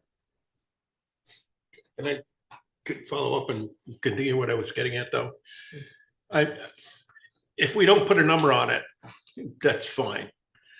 But I really believe that we need to have what we label as a board as priorities of what is the priority of spending for the town of Hartford. And I'll just lay my priorities out there to start with. My first priority is infrastructure. In the first, and that means to me, roads and sidewalks. Doesn't matter where you go, you got to have roads and sidewalks to get there. And then you got to have wastewater and water, clean water and safe wastewater. That's the second priority. And then after that is public safety, you know? So I think personally, I'd like to see everyone on the board go down through and give the priorities of where they think the focus should be on spending for the town of Hartford. Those are the things that you have to have. I mean, after you get the public safety done, you look at the must-haves, your contractual stuff with your unions. You have to pay the contractual stuff with unions. You have to pay your insurances. That's a priority. Those are all the needs. Those are all the needs. The needs have to come first before the wants. And there's a lot of things that come into this budget season for wants that we should put towards the bottom of the pile until we cover the needs. But unfortunately, everything that comes before the board, when we get presented to by different departments, we get a lot of wants in them. And I personally would like to leave the wants out of the discussion until we fix the needs. The other thing is that I personally fix, they should fix the old aging structure that we've got, you know, fix what's broken first, you know? So I that's my thought about how we go about this budget season. I think we've always gone about this in the wrong manner. So I'd love to have others' inputs. Before Kim, I would just like to get to you, Kim. I will note that in the detailed guidance, the first thing it points to there says prioritize infrastructure maintenance, for example, roads and sidewalks. So that is something we've actually detailed. But look, this is just guidance for them, and they bring it to us. If we want to keep the increases in the tax rate down, if we want to prioritize certain spending needs over wants, then that's on us. So this guidance, this budget guidance doesn't, you know, that this isn't really here nor there. Where are you seeing what you just said? The detailed guidance. It's detailed, it's a detailed guidance. guidance. And the first thing is But infrastructure. it's detailed guidance, but that's not a Please values thing. Show a little bit more patience for Sure. members of the board. I know it's a late meeting, but. Okay. That's not the value side, though. I was still on that. I was saying, this is budget guidance, you know, it's up to us to make sure we enact the budget we want. If we don't want to see too much in the way of increase, that is on us. This is just guidance. I am perfectly happy with the guidance as it is, and I would vote for it as it is. Kim? I mean, I was also going to point out that it is in their prioritized infrastructure maintenance, for example, roads and sidewalks. And I think this is, I mean, Lenny, if you want to propose adding a line to that guidance to. I gave out what I think I would love to have. So make a proposed amendment to the document. Well, if you'd like. before I do that, I would like to have other members of the board. I just think that we could just have a layout of everyone's priorities as far as what they would like to see. I said, infrastructure, but I gave a lot more besides just roads and sidewalks. I gave everything else in order of what I thought we should be having. I'd like to have everyone else get onto the board and lay out their ideas of what they think. That way we can come to a collaboration on what our priorities are. Thank you. I also wasn't finished either. Oh, But, sorry. and also Gail has her hand up, but go ahead. Ida. Okay. I just want to say, I appreciate that suggestion. I think, at the point it is in the evening, I hope that we can incorporate this into our retreat that is happening a couple weeks from now, to sort of have that sort of values-based conversation as we move into the budget season. And that's a 4-hour session, so I think we'll have a little more depth and time. And just for the record too, there was discussion when we were doing the agenda setting that we wait and discuss this document during that session. But there was a request from staff that we not wait until after that session to provide this document. So I think we can still establish in our, like if we're updating that strategic vision, that we have budget priorities in there that we can kind of conceptualize also. I will say that I'm also fine with this document. There are things in here like fund a town branding and marketing plan that is still a massive priority for me. I think we've been funding that, but then it's also like the impetus is to implement the things that we have been funding, like the policy digitization and policy accessibility and those kind of things. So there's part of me that's like, that's kind of part of the budget guidance in my mind, is not only like implementing the things that we've funded. I mean, that's, I guess, also part of more strategic vision. Well, to that point, you might look at the previous line and just delete that altogether. Well, I don't want to take it off the radar because it might take more funding or it, I think it just keeps it as a priority for something that the town needs to do. I mean, I'm happy to make that edit, but as long as we make a commitment to. The only other point that I might look to is the logistical guidance. The previous budget guidance talks about a 10% of the annual general fund operating budget, whereas I think you might want to give yourself a bit more room to maneuver, say in the 5 to 10% range, because I think we have had discussions that some would argue that even 5% is adequate. Just to give yourself. Yeah, I mean, Monbank did say that 5% was adequate, but personally, I think having a goal of keep maintaining 10%, and then if there's, as we approach the end of the budget session and we're talking about how much to transfer from the unassigned fund to offset the tax rate, then we can decide. We don't know exactly what that amount is until we get the audit for fiscal 24. So anyway, I don't know, it sounds like we want to kind of move through this. I'd be happy to say 5 to 10% and keep this all in there, but it is up to the 7 of us and the town manager and the finance department and the department heads to basically translate the best budget that we present to the voters that we can. I do like the idea that this is a document of general guiding values. And to that end, I would like to move to include one more item. And I will read that item off. I'm sorry very much that I haven't run this by everyone before this meeting, but here it is. I can provide this text to John and everyone else as well. But here's the item I'm proposing we add. As part of the climate action plan, prioritize places to park town money, not in financial vehicles that include concerns that produce or transport fossil fuels, nor companies that produce weapons.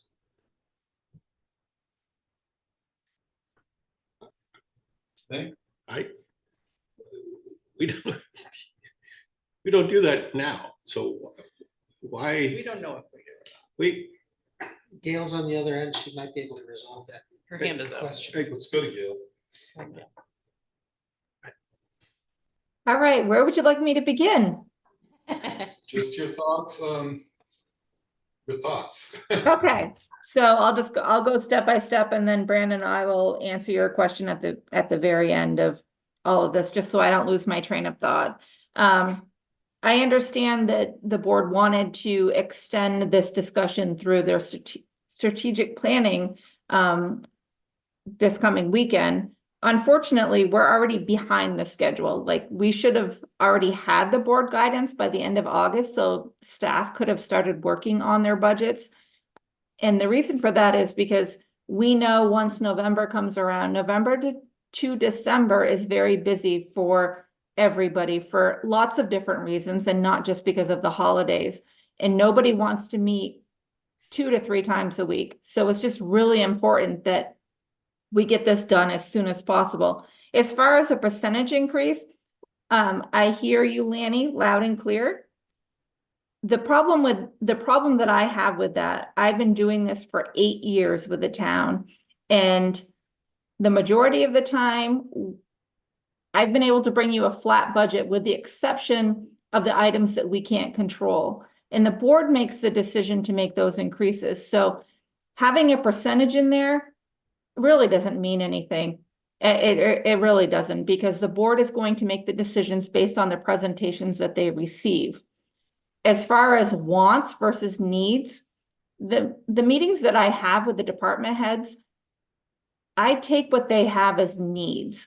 If you feel that they're wants, that's your opportunity when we have those meetings to ask those questions during their presentations, and we have follow-up meetings. And you can ask, are they wants or are they needs? You have the ability as a board member to ask, is it a want? Is it a need? What's the basis of it? So you as board members need to take it upon yourself to ask those hard questions. Staff are not going to be irritated. They're not going to be hurt because of it. They would appreciate it. And I know I appreciate it as the finance director, because I feel like 9 times out of 10, I'm the bad cop asking all those questions. So if you want to set a percentage, that's great, but I think it's irrelevant. I think it's you as board members that need to ask those questions. As far as the unassigned reserve, as the finance director, I don't recommend you go less than 10%. We've seen things go astray in the past 5 years that I wouldn't want to put the town in that position. As far as projects and implementing what we already have, Kim made an excellent point.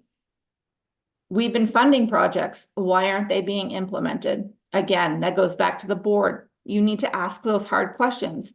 Why are things not being implemented? And as simple as we had ARPA money, we've had projects sitting out there for how long? And now we're down to less than a month that we have to have them obligated.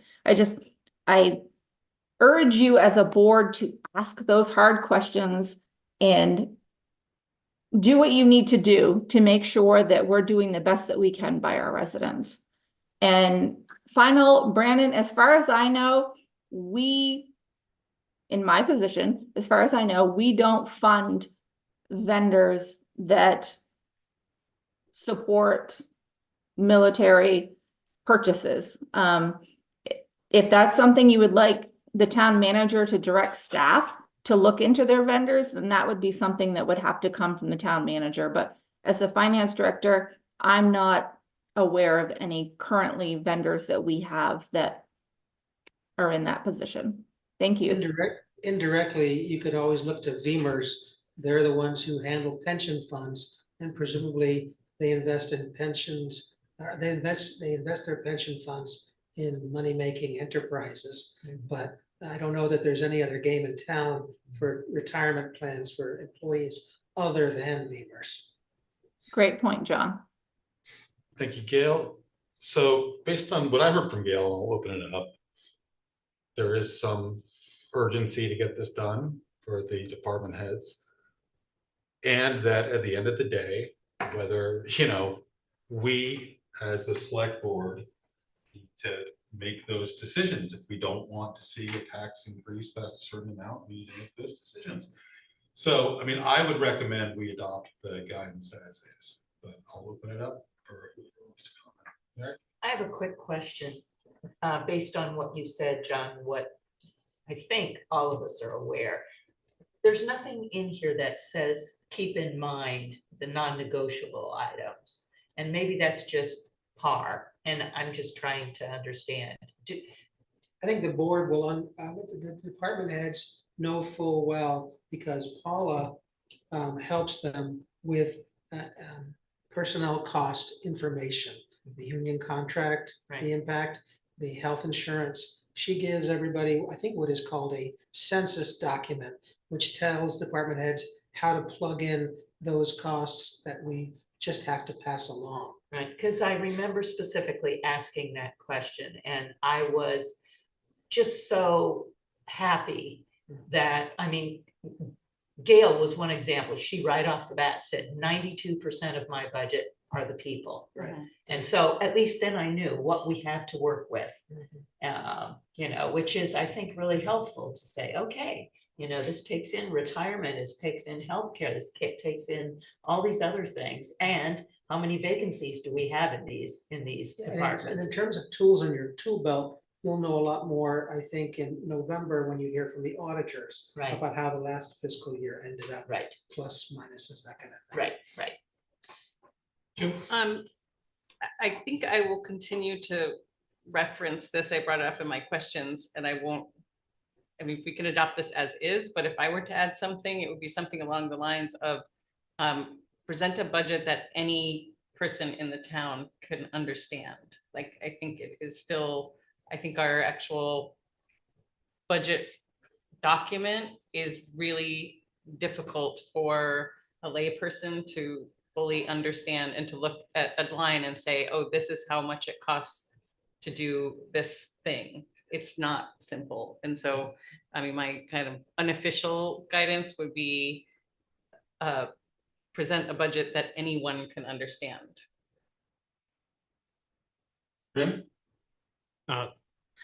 I would sign on to that push myself, but I also wanted to bring up that what I mentioned was not just military, but also fossil fuels, and not just vendors, but any place that town money is parked, I said, or stored, however temporarily.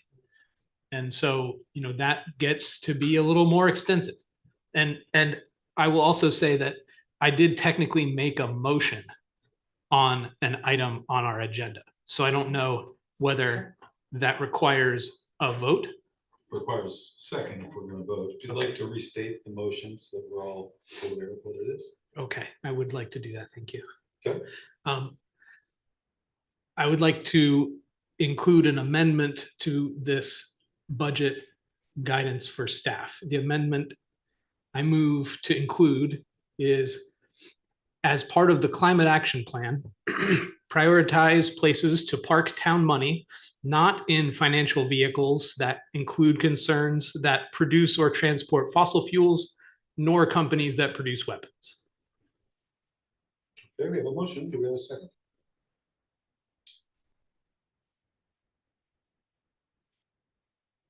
Can I comment without a second? I mean, I think it's something worth researching. I think on its face, I don't. I want more information first. Like, I feel like that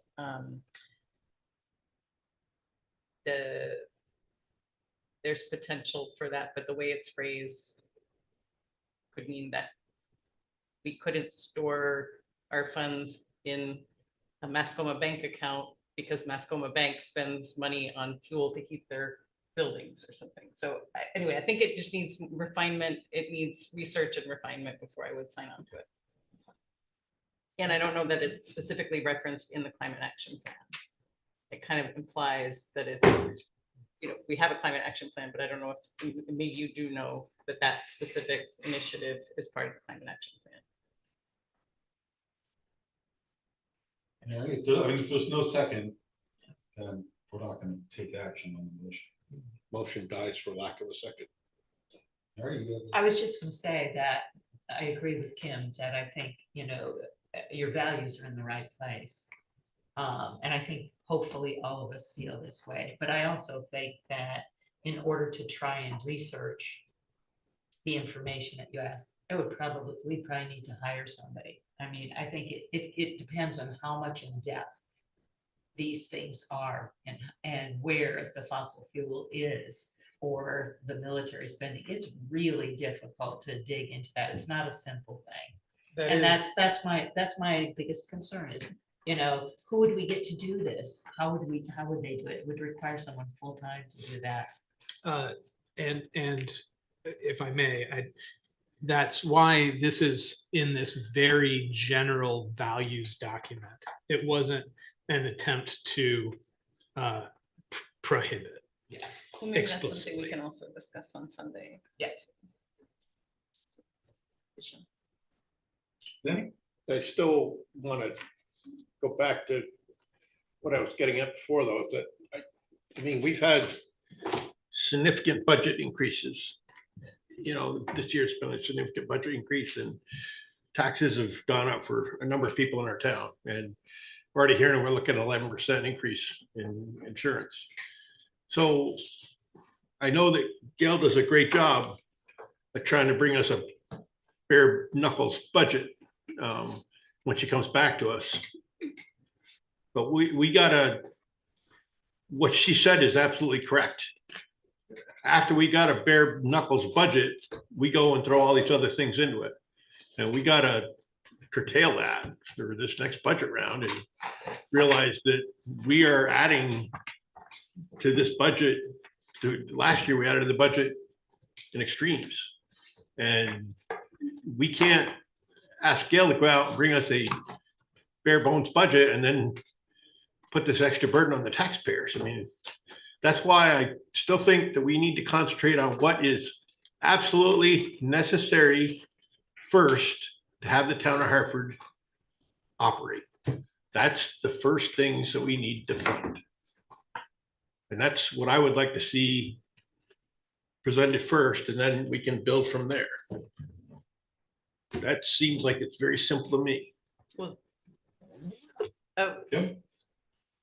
needs are subjective in some cases, like someone, anyway, Luke, I think we just need to do the process and review the proposals that come. I don't disagree, but Gail's looking for some guidance and you're saying to adapt this budget guidance, and I can't, the way this is laid out, it's like, I can't vote on this and say yes. I mean, this is just, it's lacking to me. Just a note, we did adopt this guidance last year. And as Gail said, even after getting this guidance, she brought us a bare bones budget. And like she said, it's up to the select board, to think about what we add and what's really important, what we're looking for in terms of an increase or keeping the budget the same. So this is guidance. And again, I would recommend, or I would advise that someone make a motion to adopt as is, and then we do the work during the budget season to shape the budget that we are all comfortable with. If she brings us a bare bone budget, and then we have all this discussion on it, and we manipulate it ourselves, why do we even have guidance on it? The guidance is for staff, not for yourselves. Why do we give staff guidance on it, though? If we bring back a bare bone budget, and then we manipulate the budget to whatever we see fit. Kim? I mean, I would venture, first of all, I'm happy to make a motion, and also, Lenny, if you want to make a motion to make an amendment to this document, I suggest you do it now. Otherwise, I'll go ahead and make a motion to adopt it. Go ahead, I'm gonna vote no on it, because I think it's definitely lacking. An amendment. I can't make an amendment on everything that needs to be, that I think needs to be changed on. Well, that was our homework to do for this meeting. We did get a preview last meeting, and I asked everyone to review it and come ready with their changes. So Kim, I'll give you the floor. Mr. Chair, I move that the select board adopt the fiscal year 2026 budget guidance as an update without changes to the fiscal 25 year budget guidance document. Okay, we have a motion. Do we have a second? I'll second the We have a motion. second from Mary. Discussion? All those in favor say aye. Aye. Aye. Opposed? Nay. Mr. Chair, I abstain. Okay, so 4 votes in favor, 1 vote no, and abstention. Okay, our next, well, that's it for the agenda items. So commissioner reports, Kim, anything? I do have one. Do you want to start at the other end? Okay, Lanny, any commissioner reports? No, I did not make historic preservation. I don't, do you have any commissioner reports? Mary? No. Brandon? A report from the Housing and Homelessness Committee. We had a quorum, but we had 2 absent members, so some business was postponed. We discussed the reception of the committee's briefing to the select board. I gave an update on my information gathering with US DOJ about their lawsuit alleging price fixing in the rental market, which that process is still ongoing. We discussed finally the upcoming block party at Lyman Point Park on October 18th. Our committee will be having a table there with an audio recorder, and we'll ask people for their stories about finding housing in Hartford. That should be exciting. Thanks, Brandon. Kim? Planning Commission met on September 5th and approved 2 applications from Tremont Street LLC for plan development and site development at 1200 Christian Street, formerly known as Brookside Nursing Home.